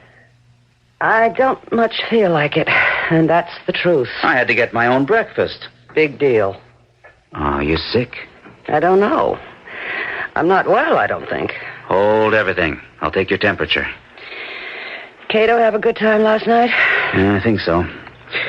And here, stick this in your mouth. You went home early. Oh, something about a shipment of cordite that was supposed to arrive and didn't. Cordite? Part of his scientific project, so-called. The homunculus thing. Oh, that. I made a little joke about it. He didn't much like that. I can't blame him. It wasn't much of a joke. But he sure takes that thing seriously. I told him homunculus also meant fetus, according to the dictionary. Asked him when he was going to have his baby. He didn't know homunculus also means fetus, and for some reason it annoyed him, upset him. Okay, let's have the thermometer. Poor Cato. Why poor Cato? Holy Moses. You've got a fever, you know that? What is it? 101 and 2/10. Must be the flu. Look, I'll call and tell them I won't be in. Oh, no, don't do that. I can't leave you alone here with the baby. You shouldn't get out of bed. I'll call the doctor. No, not yet. I'll take some aspirin. 100 and... Tony, don't, please. It's just the flu or a virus. Well, I'm going to call the university and tell them I won't be in. Now, don't do that either. You can't stay alone here, take care of the baby and everything. And he could catch whatever it is you've got. Call Cato. He'll come over and sit with me. That's an idea. And he's wonderful with the baby. Good idea. I wouldn't do this, but I've got that meeting with the dean. I can cancel the classes, but the meeting's important. Yes, hello. Cato, this is Tony. I have a favor to ask of you. Yes, Tony. Rowena's come down with something. Flu, she says. And I have to go to the university, meeting with the dean. And I was wondering, could you possibly... You want me to come over there? Well, she's running a fever, 101, little over. And there's the baby. Could you? Well, I was just cleaning up here. I really ought... The house is a mess, you Well, just for a couple of hours. By that time, I'll be back. I'll cancel my classes. I'll be there. I'll clean up here later. Oh, thanks. Make it soon. Right away. Thanks a lot. He's coming. Yeah, right away. He said he was cleaning up the joint, but he could do it later. Good old Cato. How do you feel? Fairly rotten. I hate to leave you, but that meeting's at 9. Now, you run along. Cato has his own keys. That's right, he has. You'll be all right till he gets here? I'll be fine. Sure you will. Cato will take good care of you.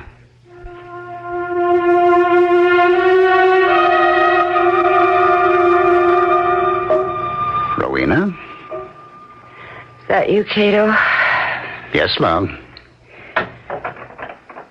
So good of you to... Now, everything's going to be fine and dandy. How do you feel? Not so good. This your thermometer? I just took my temperature. It's gone up 103. Oh, dear. Maybe I should call the doctor. Oh, no, not yet. Well, I'll call Tony. No, don't. He'll be home in a little while. Well, I brought you an ice pack and a thermos full of fresh orange juice. Could you drink some? Maybe. And I brought you a little pill to relax your nerves, help put you to sleep. Here we go. Oh, okay. Oh, dear. The baby's crying. No. You just lie back and I'll go see what's the matter with him. If anything, which I doubt. You just relax now, you hear? Mm-hmm. What's the matter, little man? You want to be picked up? Well, come on. That's it. Now. Caramundo, fail. Marlo canik tarumbano, kin. Cato, what are you singing? Oh, just improvising, love. Now go to sleep. Saretosi, Santa Manta, Lone, Corito Manto,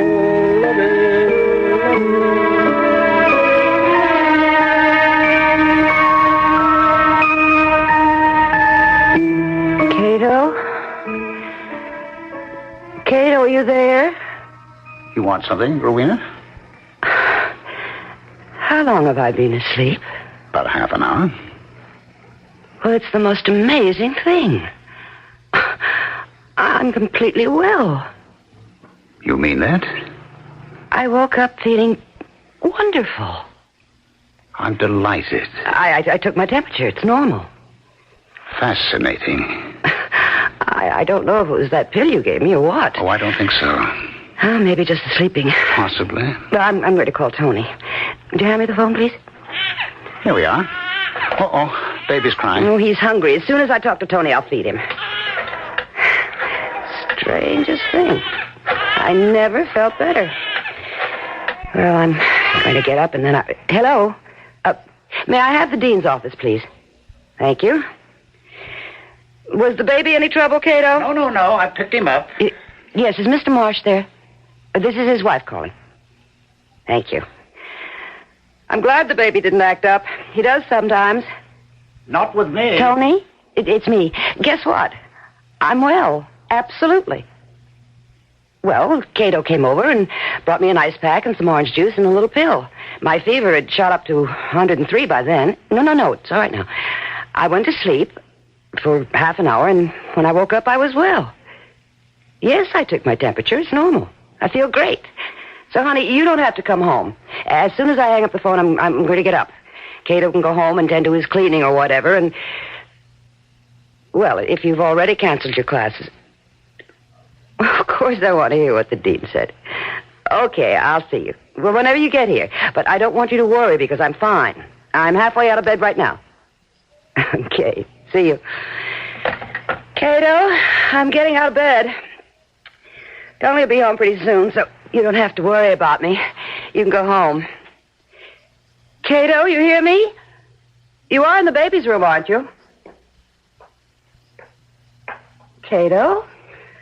Why, I thought you were in here. Where did you go? Oh, good Lord. Oh, no. Oh, no. No!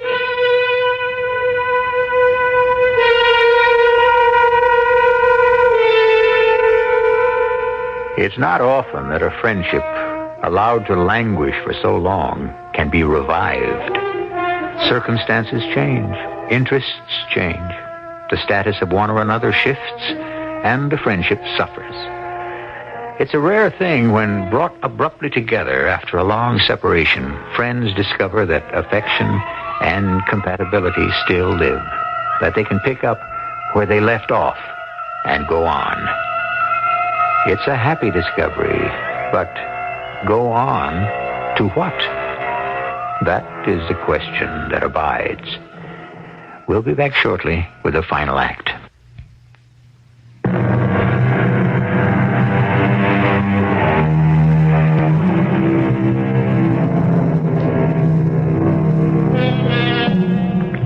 Reunited in friendship after a 5-year separation, Tony and Rowena Marsh are enjoying the company of Cato Van Camp. While Tony teaches at the university and Rowena becomes a mother, Cato works earnestly at producing chemically a homunculus, a tiny man with magic powers. When Rowena falls ill with an alarmingly high fever, Cato is asked to stay with her and her young child so that Tony can keep an appointment. Now, Rowena has awakened from a short sleep to find her temperature normal and her health restored. But when she searches for Cato in the baby's room... Cato? I thought you were in here. Where did you... Oh, good Lord. Oh, no. Oh, no, no!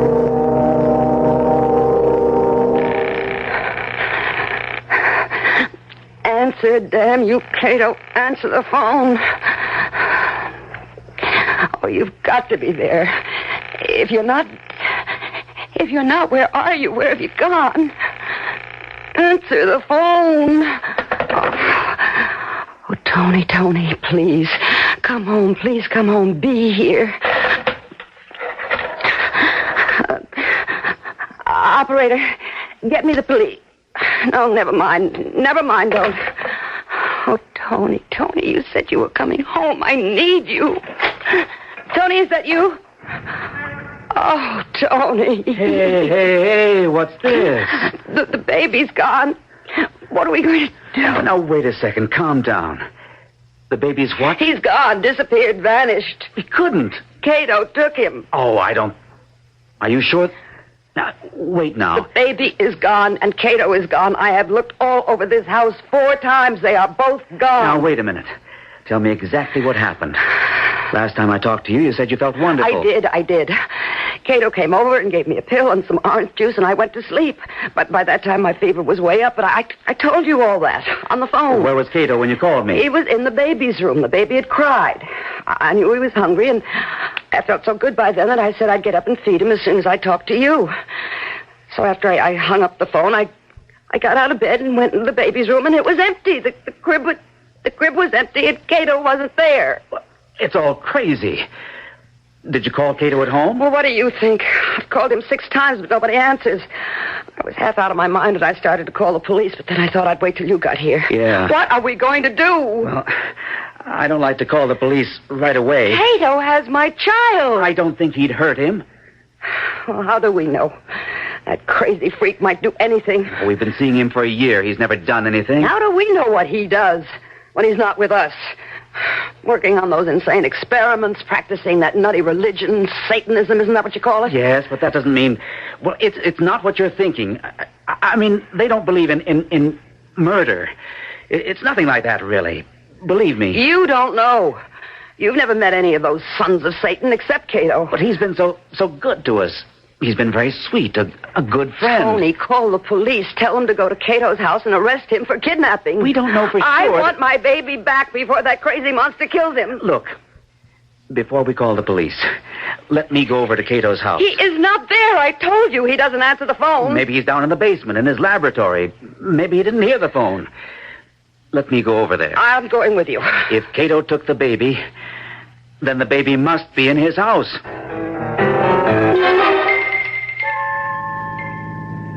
End of the block, driver. Last house.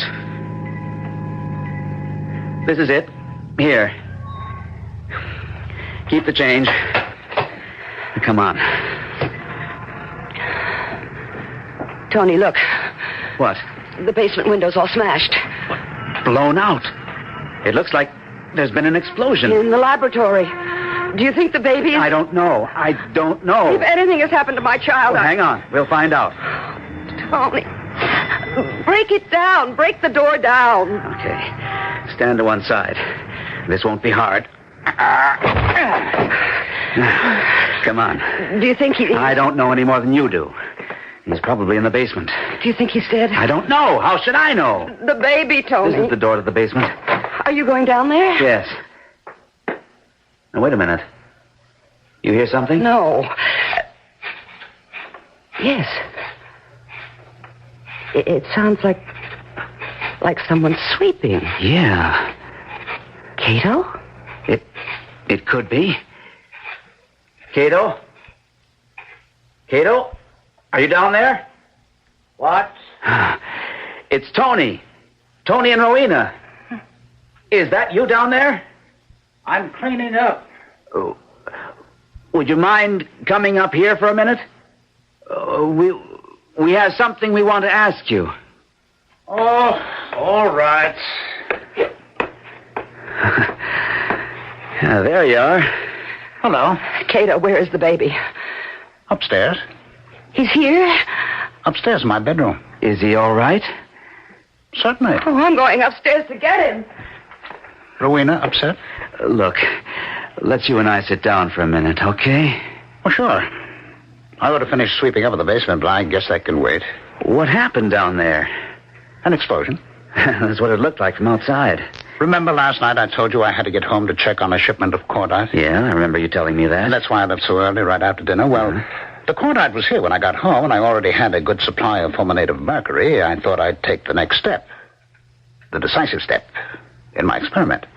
You mean the homunculus? Yes. You always make fun of it, but I'm very sincere. I know you are. A little man who can rule us all with magic. It's a beautiful concept, don't you think? What happened when you got home? Well, I still don't know what I did wrong. Perhaps I was tired, or perhaps all my calculations had been in error from the very start. I really don't know, but there was an explosion, and the laboratory was wrecked. Cato, when I called you this morning and asked you to come over and stay with Rowena, you said you had a lot of cleaning up to do. Was this what you meant? The laboratory? Yes, I felt very badly about it. So much work, so much planning, so much thought. And I was so close, and then to lose it all... It broke my heart. But you came to my house anyway. Oh, I could clean up any time. I couldn't possibly start over. I don't have the money. I don't have the heart. You know? So, you came to my house, and then what? Well, Rowena was very, very sick. You shouldn't have left her, Tony, or the baby. I know. I took Rowena an ice pack and some orange juice and a little tranquilizer, and she went to sleep. I sang to the baby, and he went to sleep. And when Rowena woke up, she was well. The fever had disappeared. I know. She called me, told me. Well, while she was talking to you, it dawned on me. The baby had done it. The baby had made Rowena well. Of course, he couldn't have done it without my help. That goes without saying. So, you took the baby? Well, I had to. He was my homunculus, you see. Cato, that was wrong. Wrong? The baby belongs to us. I can't keep him? No. Not even for a little while? No. Oh, well. I suppose somewhere there's another tiny little man with magic powers. I just have to find him. Have you given up your idea about the homunculus? Well, not completely. Someday, if I can find some money, if I have the heart for it, perhaps someday. I'm really sorry you can't let me have your baby. Well, it's just not possible. I'd have taken good care of him. I'm sure you would. And I'd have taught him magic. And one day, who knows? He might have ruled the world. Cato. Are you ready to go home, Tony? Yes. Rowena. Yes, Cato. You look very beautiful holding the baby like that. And the baby looks very happy. Oh, maybe he's better off with you and Tony than with me.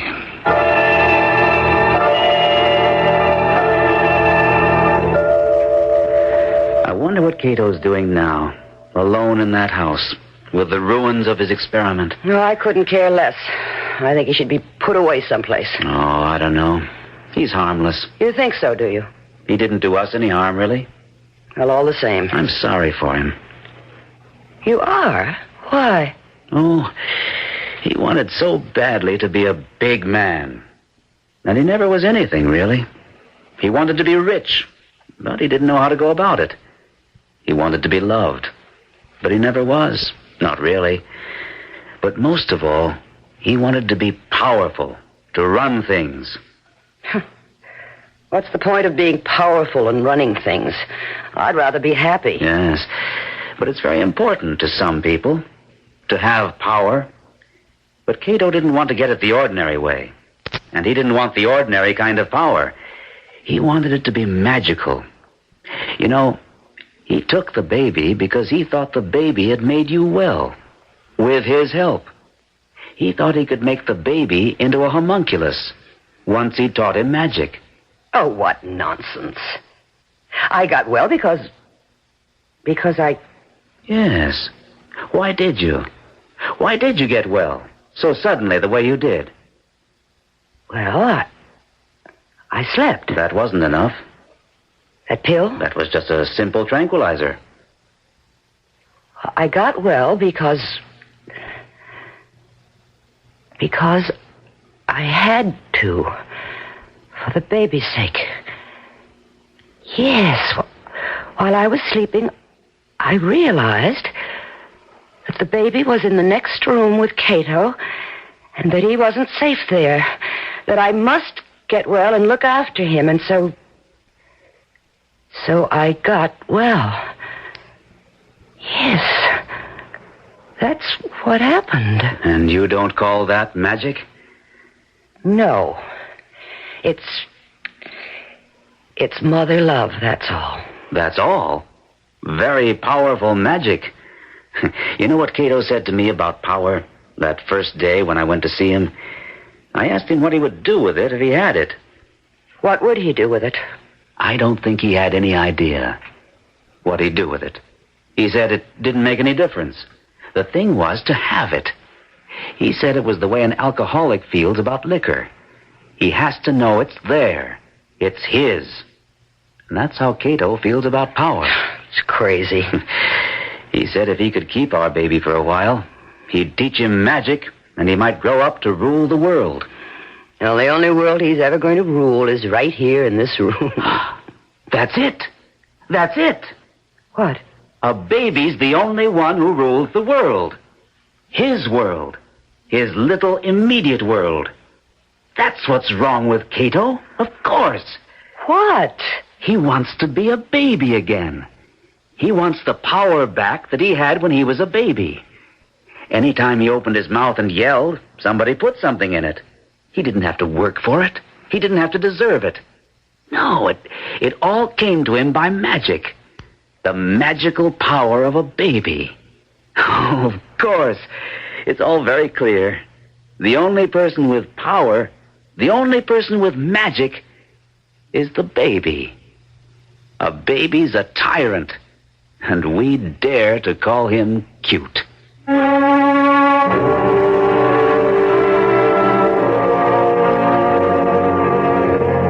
The tyranny of the baby lasts only a little while.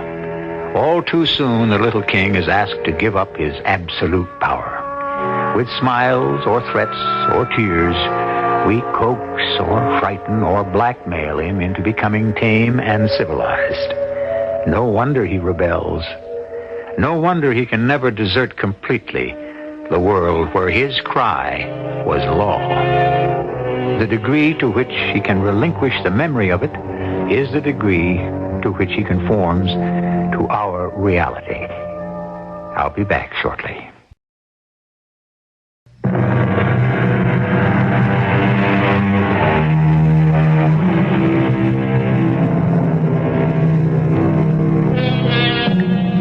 Poor baby. When he discovers that the world does not, after all, revolve around him. When for months it had seemed that it did. Now begins the laborious process of finding a place in that world, a place of warmth and welcome. He needs love. He needs money. Above all, he needs self-respect. Without these things, he will not find his proper place in the world. In fact, he will feel himself forever in terrible danger of falling off it. Our cast included Gordon Gould, Joan Lovejoy, and Ralph Bell. The entire production was under the direction of Hyman Brown. This is E.G. Marshall inviting you to return to our Mystery Theater for another adventure in the macabre. Until next time, pleasant dreams.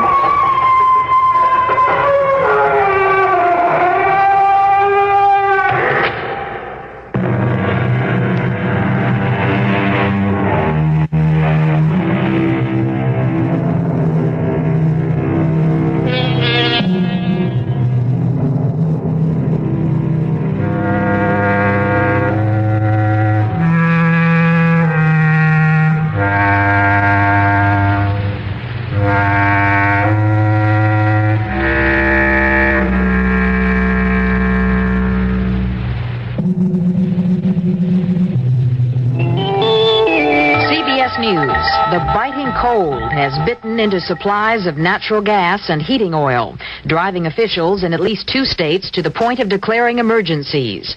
I'm Rita Sands reporting on the CBS Radio Network. With a report on Pennsylvania's problems, here is Gary Shepard in Pittsburgh. The weather in western Pennsylvania is the coldest since before the turn of the century, and the staggering demand for natural gas by families to heat their homes has forced 2 major gas suppliers here to cut back on allocations to industrial customers. Supplies have been shut off completely to 300 firms, including 2 major steel producers, U.S. Steel, the nation's largest, and Jones and Laughlin Steel. Both firms say they've been forced to lay off employees as a result of the gas shutoff. About 1,200 are out of work at U.S. Steel alone, and the numbers are almost certain to go higher if the cold weather continues. Pennsylvania Governor Milton Schaaf is expected to declare a state of extreme emergency so that state agencies can act quickly if private homes are affected by interrupted service. The weather forecast is for 17 below zero by morning, but the wind chill factor here will make it feel like 50 to 60 below. Gary Shepard, CBS News, Pittsburgh. The director of the State Energy Agency in Minnesota is urging the declaration of a statewide energy emergency because of the dwindling supply of heating oil. Reserves are reported to be less than 25% of last year's supply. The Federal Energy Administration has announced measures to ease the impact of natural gas shortages, saying FEA regional offices will speed action on requests for allocations of propane to industries whose normal gas supplies have been curtailed. The FEA also says consumers consumers faced with emergencies can request allocations of light heating oils or propane from state energy offices. More news in a moment. Not far from Sydney, Australia, rescue teams are prying victims out from under slabs of concrete, the remains of a 100-ton bridge which collapsed and flattened a commuter train after it derailed. Unconfirmed reports say as many as 80 people may have died. The U.S. Agriculture Department says last year's corn crop totaled a record of about 6 billion bushels, 153 million bushels larger than was forecast last fall. The Supreme Court has postponed the execution of convicted Texas murderer Jerry Urich until the justices can consider his formal appeal. His electrocution was scheduled for Wednesday. He is in line to become the second criminal executed in the United States since 1967. Gary Gilmore was the first. He died by a firing squad Monday morning at the Utah State Prison Complex. In an interview published just before his death, Gilmore said he hoped his execution would not lead to speeding up others. Attorneys who fought to save Gilmore's life say they're worried that an attitude may develop that some executions are inevitable. The wife of one of Gilmore's victims says she's only worried people will glorify the man who killed her husband. I'm Rita Sands, CBS News.